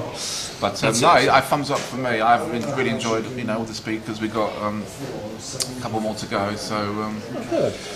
I look forward to the next one. Hopefully it will stay. I mean, it's not. I don't think it's cast in stone yet about the venue, so we'll see what happens in March. Well, there'll be some good reports from people, I think. You know. I think so, and I'm not sure. I think maybe because it's a slightly smaller hall, obviously, compared to that gymnasium, it seems like it's more busier. It's more intimate. It seems like they've got a pretty full house, although it's all closer together, so you can actually have a chat. And I mean, I don't think it was well advertised. I have to be honest. I think they could have done better to advertise it, and even the website's not great. Oh, it wasn't advertised very well. No, I mean, but word of mouth seems to provide a lot of people. But I mean, you're right about the 4-speaker format.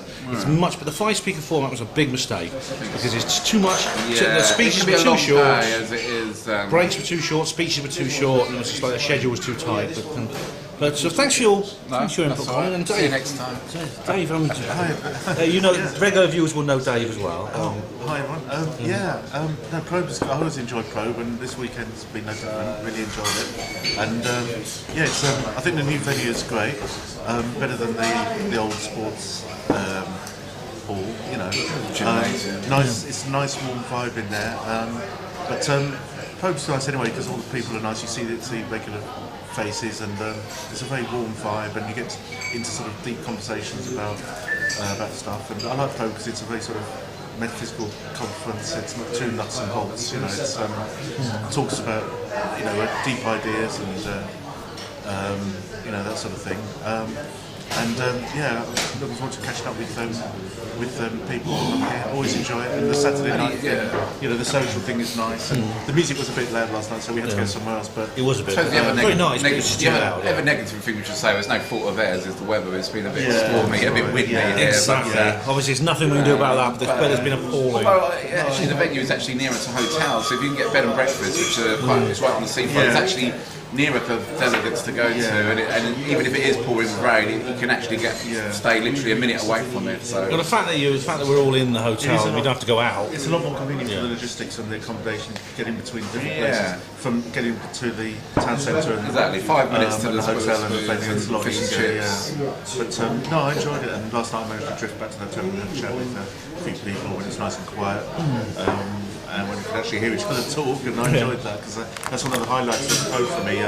The Saturday night thing where we can sit around and talk, you know. But, definitely, So I prefer when it's quiet and you don't have to struggle to have a conversation. So that's good, and everything about it I really enjoyed. And just going with, you know, my best friends here, and it's fantastic. Social, This has been good fun. This is great. Even if the speakers are rubbish, at least you can say, well, they were rubbish, and have a conversation about it. You know what I mean? I would come here even if I didn't have a ticket for the conference. I would still come here. I'd just come here to socialise. Any of the speakers would still come. If they're saying something controversial, you don't agree with, that's still a conversation point. So even if you speak to good mates and then meeting people who you know from the conference, and it's just like a really special weekend, you know.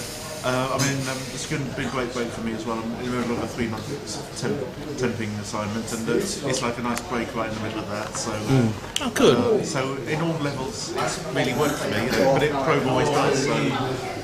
So, like so many people have said, we're glad you do your little reportage. I'm glad you enjoy it. People, we can talk about the conference, and other people can hear what it's like, and that will encourage them to come. But they are doing a push on social media, so they're going to hopefully get more young people. Well, hopefully I'll be assisting with that. I have given them a lot of publicity over the years. It's fair to be said. Some people come to this conference basically because of me, my report. So the venue, but I should say as well, the venue to me, I was saying to Sam that it looks like a UFO is landing, because when they've got the material hanging down, the lights shining on it, it looks like Close Encounters of the Third Kind, where you're underneath a UFO with all the lights. If you look when you go in, so it looks like you're underneath a UFO. Oh, thanks, Thank you very much. Now we've got this, Philip. This I think is only your second probe. So you're quite new to this. Quite new, but quite an old sage really, in that I've read a few books and things, but very most enjoyable. That's nice. Special mention for Charmaine. I think she's a very, very interesting and engaging woman. Yeah. And this afternoon it's Philip Medley, I'm a great fan of him as well. He's interesting, yeah. I'm looking forward to that. Yeah. So it's worth coming. I recommend it to anyone with an inquiring mind. And if you're as closed-minded as the cabinet, still come. Yeah. Because it might change your outlook on things. Well, who knows? Yeah. Well, thank you very much, ladies and gentlemen. Thank you very much, gentlemen. All gentlemen this time, for that little Vox Populi. And I think we better get back there because it's Keith Bennett coming up in a few minutes. So let's go. My goodness.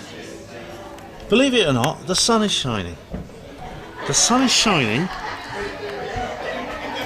and the wind has dropped a bit. Now that has to be good, doesn't it? That has to be good. Well, the last speaker was Mr. Keith Bennett. I don't want to be too close. You don't want to be too close to my face, do you? Yeah, the speaker I've just seen was Keith Bennett. Now, he is I think he's the 4th or 5th person they've had from the Aetherius Society. Normally they have Richard Lawrence, but they have several other people. They've had several people from there talking. Now, the Aetherius Society is a group of, it's essentially,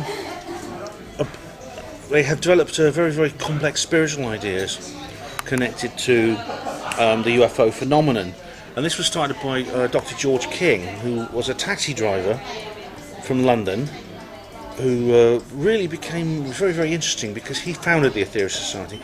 But he became a yoga master, which is very, very unusual for anyone outside some monastery in India to ever achieve. Yeah, he became like a yoga master. There's a famous picture of George King sitting in, squatting with his, I forgot what they call it. I forgot what they call it, where your legs are tucked right underneath your bottom and your feet are pointing downwards. It takes a lot of practice and a lot of determination to learn to do that without breaking your legs, but he did it. Now, I was listening to the chap talking, and he didn't actually say anything I've not heard before from the Aetherius Society. And I went over to the stall afterwards and I talked to them. There's this elderly gentleman there who I know to look at because he comes to all these events. And he's a nice chap, he's a likeable chap and a polite gentleman. And I don't want to be nasty to these people, but I mean I have to say that there is a spiritual element to the UFO phenomenon. A lot of UFO encounters involve spiritual experiences. Mary Rodwell in particular has gathered instances in which children are essentially given instructions in essentially a spiritual ashram type environment. This is where you get the term indigo child and things like this. And The New Human is the title of her new book. In a sense, it's a spiritually enlightened people who are more spiritually aware. So I accept that there was a spiritual element to the UFO phenomenon, but what the Aetherius Society looks like to me, and there are many other similar organisations, along with the Aetherius Society, there's another one which is almost as big, and it's called the Raelians, which is very similar in many ways. They are, it's essentially a kind of a cargo cult. They have taken what we see as unknown phenomena and maybe projected onto it a mystical dimension that just doesn't exist. The cargo cult comes from a term which what happened in World War II when American forces moved out into the Pacific, and they ended up landing on several. They were fighting over the Japanese for the Pacific Islands, and they ended up landing on several islands that had never had contact with the outside world before, and the people there lived primitive and isolated lives. And suddenly these people arrived with aircraft and electronics and all kinds of machinery and things like that, and high technology like that. And they wondered how they were going to. And it was very difficult for these people to interpret this technology as anything other than mystical, as magical. I mean, Arthur C. Clarke says any sufficiently advanced technology is indistinguishable from magic. And so they developed a religion over these troops when they left. They eventually left these islands to their own devices. Anthropologists returned a few years later and found that the local people had turned these visiting Americans into a religion.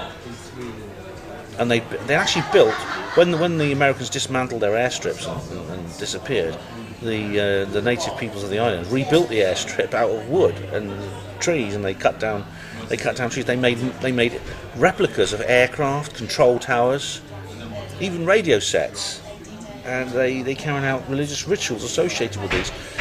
They believed in a god called John Frum, which may be short for John from America. And they believed that John Frum would one day return, and there's all these usual saviour type prophecies associated with it. I can't help thinking the Aetherius Society and similar organisations are like that too. And this is why I'm afraid I cannot accept what Keith Bennett was saying, or any of these people. I really can't. Which is a shame, because I think they're sincere people and they're not likeable. Richard Lawrence, I had to introduce him at Exopolitics, and he was a nice chap, and I got on well with him. He's a genial gentleman. He spoke to a rock concert in front of 100,000 people once. Not many of us can say we've done that. We've spoken at a rock concert in front of 100,000 people. Richard Lawrence has. Now this is the stall of the Aetherius Society, and there's these various books they got by Dr. George King and Richard Lawrence and various other people. No, the probe conference is over. It's all done and it's finished, and I'm still here. I'm at the venue. I've said goodbye to everyone. They're putting away the chairs, and do you know what? I don't feel downhearted at all. Now, if you remember from my previous probe reports, I always tell you I get very, very depressed at the end of the probe conference. I call it post-probe blues. And I've even taken to leaving before the end.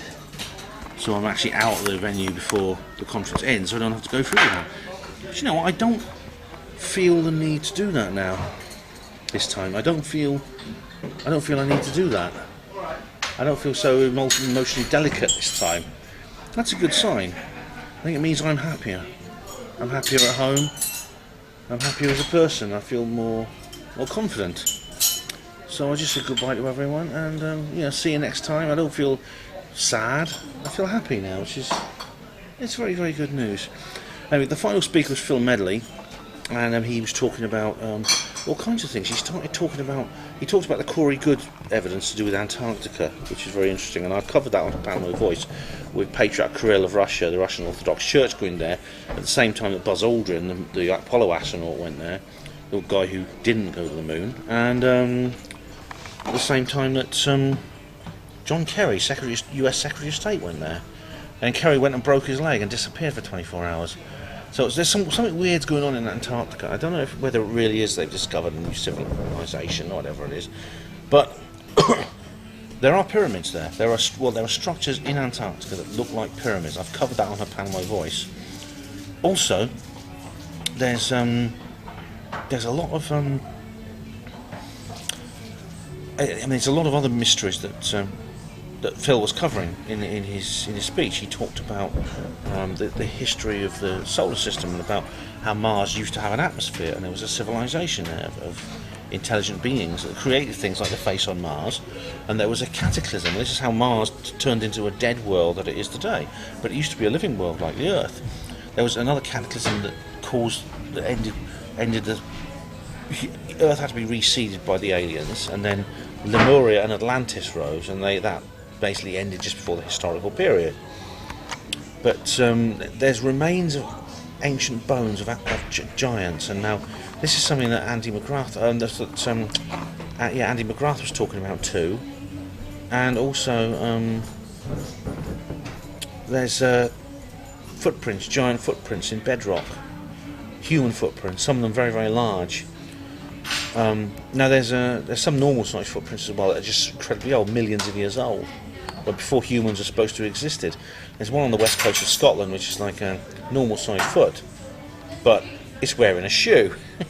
I've heard of this. It's actually got like the sole of the shoe, and you can see the stitching where the uppers have been attached. Isn't that weird or what? So, and Phil talked about his own Men in Black encounters and things like that. I mean, he got a couple of things wrong.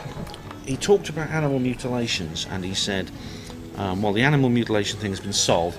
It's the government doing it, and they're trying to make you pretend it's ETs. And this is kind of like the Mark Pilkington line, and a lot of other people. It's quite a fashionable idea nowadays, you know. And it's there's many researchers now saying that, but it just doesn't fit. It doesn't fit about why, how, and etc. etc. There's so many questions leading to that means that can't be the case. It just can't be the case. It's so there's a lot more to know about the mutilation thing. So he was wrong with that.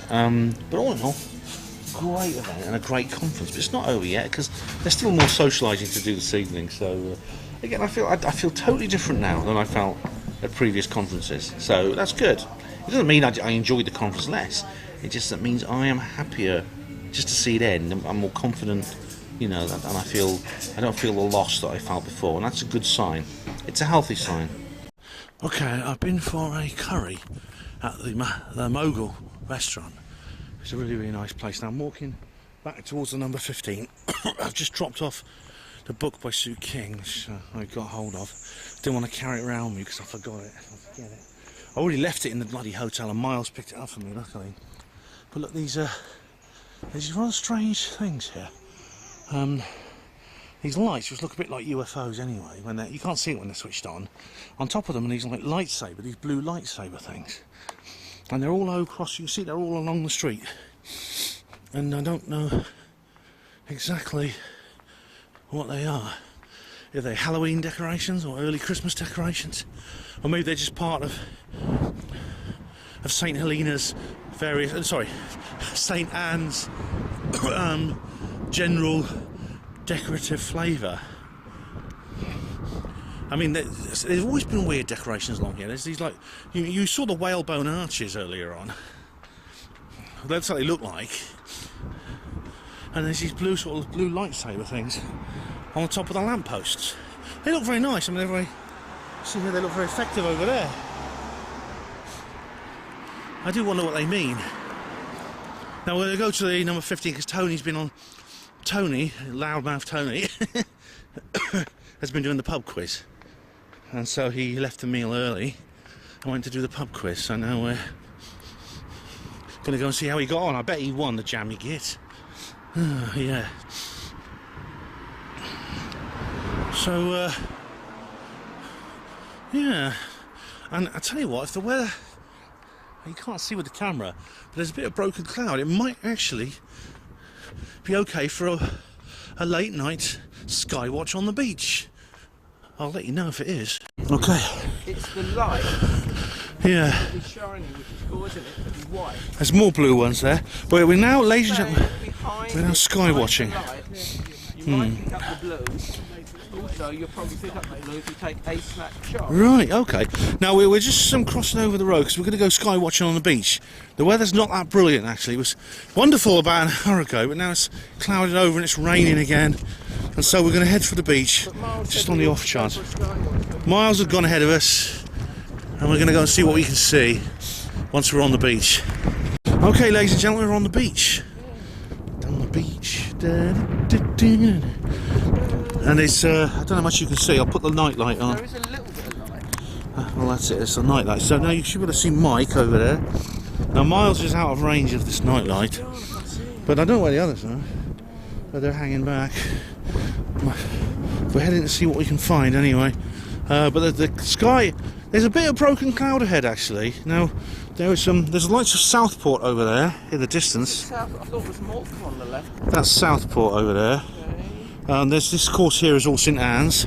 This over here is the Victorian Pier, and we're just next to that. And we're heading down towards the sea. Miles has gone ahead of us, like he did all those years ago when I first started covering my sky watches on Attendee TV at Probe.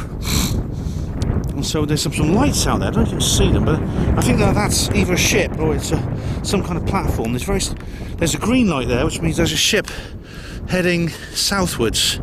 That's the starboard side of the ship. So there's a ship heading southwards there, and there's more lights over there. That's all Southport, I think, on the other side of the River Ribble. Hey, there's some clear sky ahead. I see clear sky. I'm having a wee. Hang on a sec. Don't look at Panel TV viewers. I'm having a wee. But you see the pier there, and that there is the big road to Blackpool. You can just see over there. And it's actually raining at the moment, unfortunately. I don't know if you can see anything on the lens, because unfortunately because of the darkness you can't see much, but just under those lights there are underneath the pier pilings. You can see the pier pilings being eclipsed soon. But there was clear sky ahead, and there's green flashing lights, which means ships are heading southwards.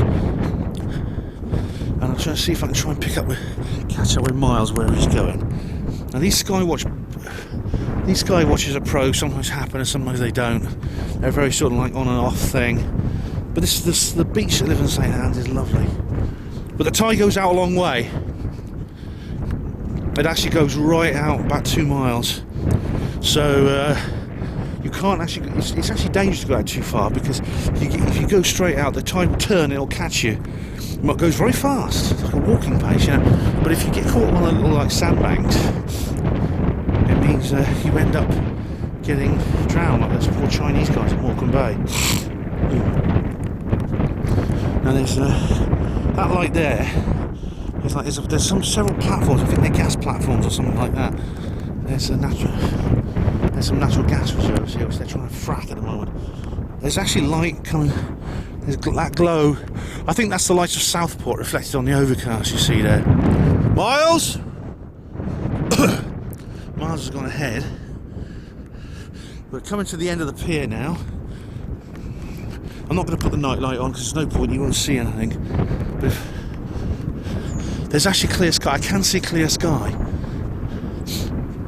Miles? There's a figure, something there, which I think might be Miles.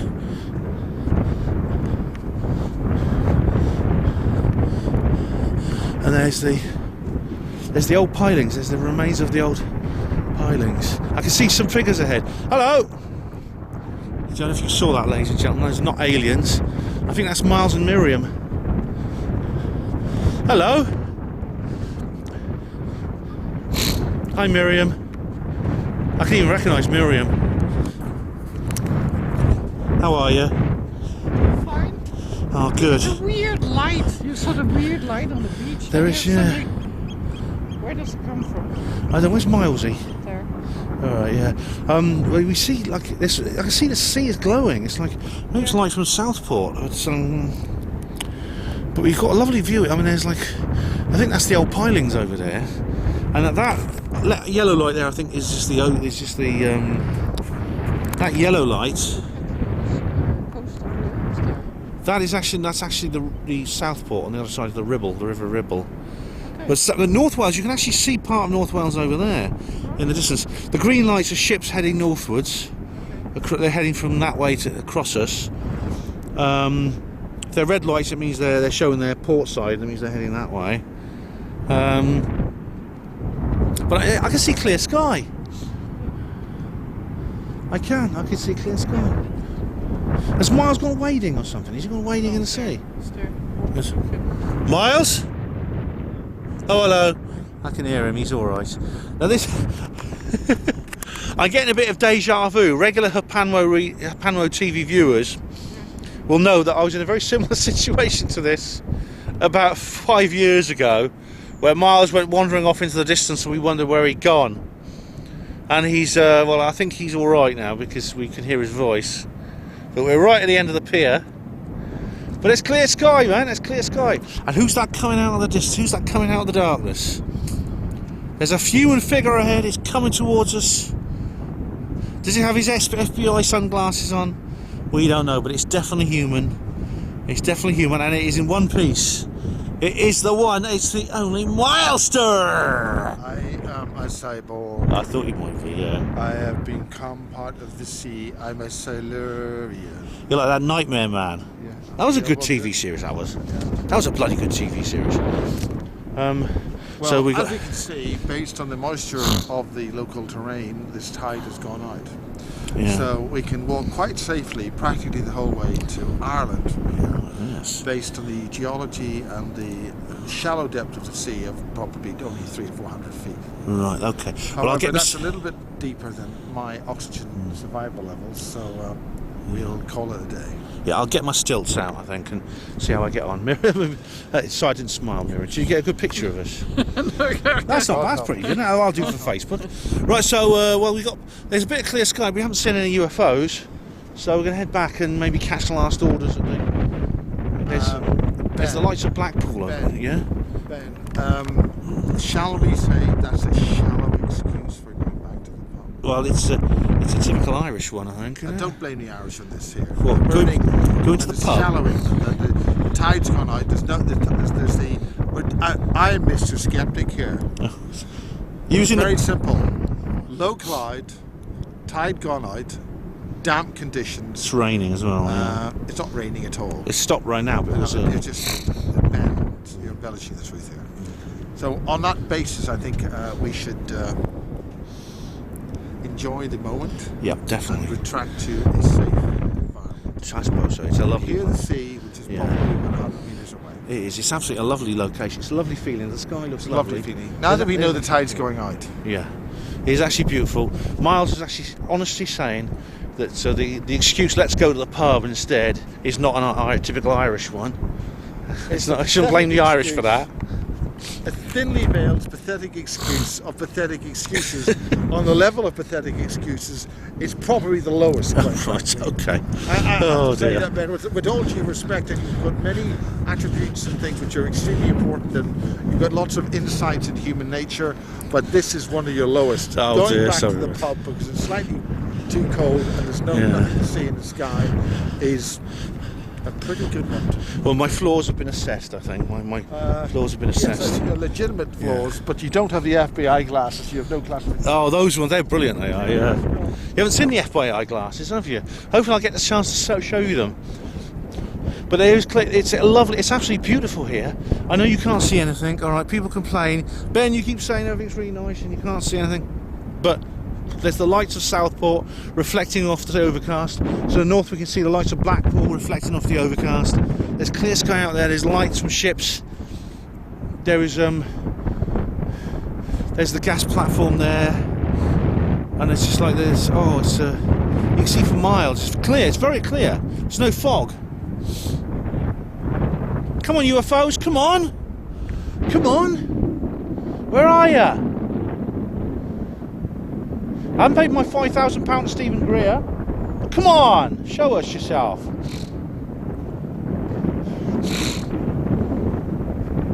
Oh, Miriam, it's a beautiful sight. It is. I'm glad we came here. It stopped raining and then the sky's clearing a bit now. it's nice, the wind and the light on the clouds. It's beautiful. Yeah, it's a strange light though. Yeah, that's Blackpool. That's the lights of Blackpool over there. Unfortunately, I have one of these cameras. I'm not Win Keach, so I have one of these ordinary cameras that capture all the light that I can see here. So it's like, but there's those green lights, those ships are there. There's lovely. That one's gone past that. This one's gone past the light of the rig. That's very nice. Yeah.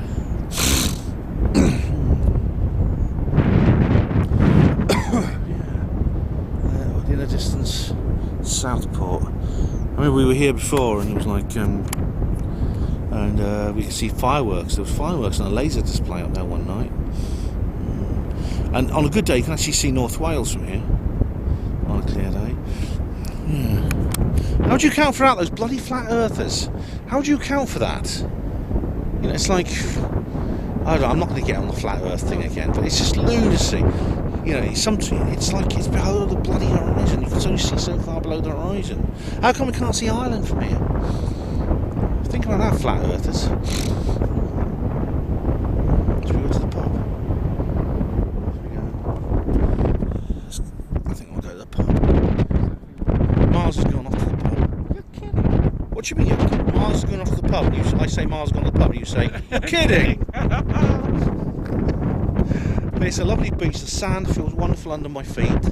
And the lights of St Anne's are ahead of us. This is the perfect way to end the Probe conference of October 2017. This is not the end of this video. There'll be a lot more to come. But right now we're going to head off and get a drink. See ya. Right, I don't really have much in the way of souvenirs today. A wash bag, of course. The book I told you about yesterday. But then someone gave me this. The Secret Covenant.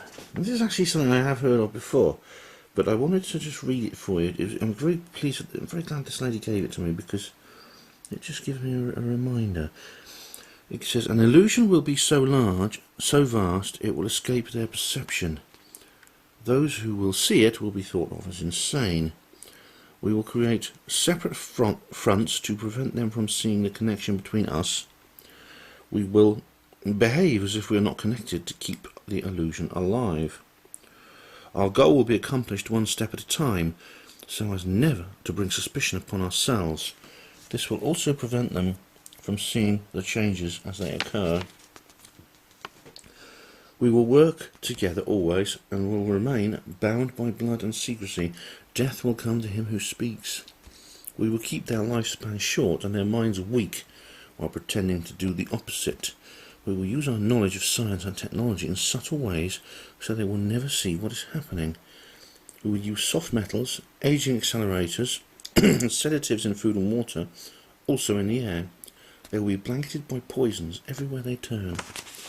The soft metals will cause them to lose their minds.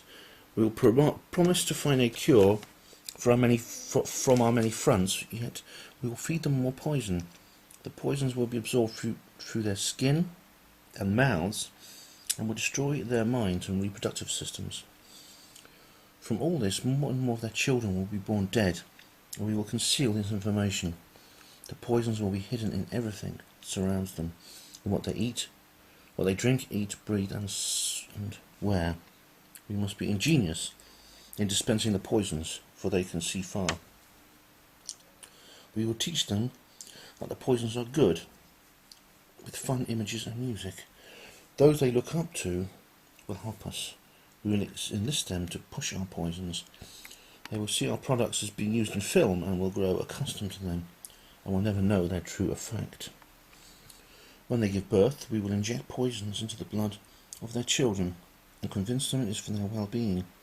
We will start early when their minds are young and will target their children with what children love most: sweet things. When their teeth decay, we will fill them with metals that will erode their mind and steal their future. When their ability to learn has been affected, we will create medicines that will make them sicker and cause other diseases, for which we will create yet more medicines. We will render them docile and weak. They will grow deep, depressed, slow and obese. And when they come to us for help, we will give them more poison. We will focus their attention towards money and material goods, so they may never connect with their inner self. We will distract them with fornication, external pleasures and games, so they may never be one with the oneness of it all. Their minds will belong to us, and they will do as we say. If they refuse, we shall find ways to implement mind-altering technology into their lives. We will use fear as our weapon. We will establish their government and establish opposites within. We will own both sides. We will always hide our objectives, but carry out our plan. They will perform the labour for us, and we shall prosper from their toil. Our families will never mix with theirs. Our blood must be pure always, for it is the way. We will make them hate, mistrust, and kill each other when it suits us. We will keep them separated from the oneness by dogma and religion. We will control all aspects of their lives, and tell them what to think and how. We will guide them kindly and gently, letting them think they are guiding themselves. We will foment animosity between them through our factions. The hate will blind them totally, and never shall they see that from their conflicts we emerge as their rulers. We will benefit greatly from this, for they will not see us, for they cannot see us. We will continue to prosper from their wars and their deaths. We shall repeat this over and over until our ultimate goal is accomplished. We will continue to make them live in fear and anger through images and sounds. We will use all the tools we have to accomplish this. The tools will be provided by their labour. When a light shall shine among them, we shall extinguish it by ridicule or death, whichever suits us best. We will always hide the divine truth from them, that we are all one. They must never know. They must never know that colour, race, creed are all illusions. They must always think they are not equal. Step by step, we will advance our goal. We will take over their land, resources and wealth, and to exercise total control over them. We will deceive them into accepting laws that will steal the little freedom they will have. We shall establish a money system that will imprison them forever, keeping them and their children in debt. When they band together, we shall accuse them of crimes and present a different story to the world, for we shall own all the media. We will use our media to control the flow of information in our favour. When they rise up against us, we will crush them like insects, for they are less than that. They will be helpless to do anything, for they will have no weapons. We will recruit some of their own to carry out our plans. For their work, they will be rewarded with earthly things and great titles, but never will they join us. Oh yes. So the grand illusion of freedom will be that they will never know they are our slaves. When all is in place, the reality we will have created for them will own them. This reality will be their prison. They will live in self-delusion. When our goal is accomplished, a new era of domination will begin. Their minds will be bound by their beliefs, the beliefs we have established from time immemorial. This is the secret covenant by which we shall live the rest of our present and future lives, for this reality will transcend many generations and lifespans. Written by an unknown author in 2002. Now that's actually, I actually first found that on a website called unveilingthem.com, and it sounds very similar to several other documents that have come forward, such as the Protocols of the Learned Elders of Zion, which I've dealt with. I've dealt with that in another film called Jews. It's simply called Jews, so go and see that. It's on my catalogue. There's another one called Silent Weapons for a Quiet War, which is a more up-to-date version of the Protocols of the Learned Elders of Zion, and this is another that's in the same category. Now, I don't know if this is real or not. I mean, it's the kind of thing I could write myself. In fact, I did have to develop something similar to this for my recent novel, Roswell Revealed: A World After Disclosure. Shameless plug, available in all good bookshops now. Yeah. So I had to develop something similar for my novel. If you can see the world through their eyes, which is not pleasant, you could easily come up with something like that. But whether it is real or not, it is exactly. It is very, very revealing. It's very, very illustrative of the world we live in and the relationship we actually do have with the powers that shouldn't be. So it's very, very perceptive. It's an extreme perceptive piece of writing. There's all kinds of references here, of course, to vaccines, to lead in water, and lead pipes and other kinds of things like that. So there's references here to aspartame and mercury fillings, media propaganda, things like that. All kinds of divide and rule tactics, Black Lives Matter, etc. Feminism. It's all in there. So it's a short piece of writing. It covers an awful lot. So I don't know what you think about that, but let me know. Maybe you wrote it. If so, please tell me. Well, I'm home. Yeah. Got a lift back with Ellis, and I made it back. Well, what a weekend. Brilliant as always. Probe is fun, still is fun. The new venue is absolutely fine, despite a few hiccups with the stalls and stuff. I really, really do like it. And I want to say a big thank you to everyone who made it happen. Sam and Paul, all the organisers, all the speakers, and of course all my friends who were there, both old and new. It's great to spend those 2 days with you. 2 days that went past very quickly. And here I am, I'm back home, and I don't feel sad at all. I don't feel any of the post-pro blues, which is, I don't know why that is, but who cares? It's good. So, and thank you, Herpanwo TV viewers, for watching. I hope I'll tell you all about the next probe. Until then, well, until the next video, which will be sooner than that, Hospital Porters, Pride and Dignity, stop the New World Order.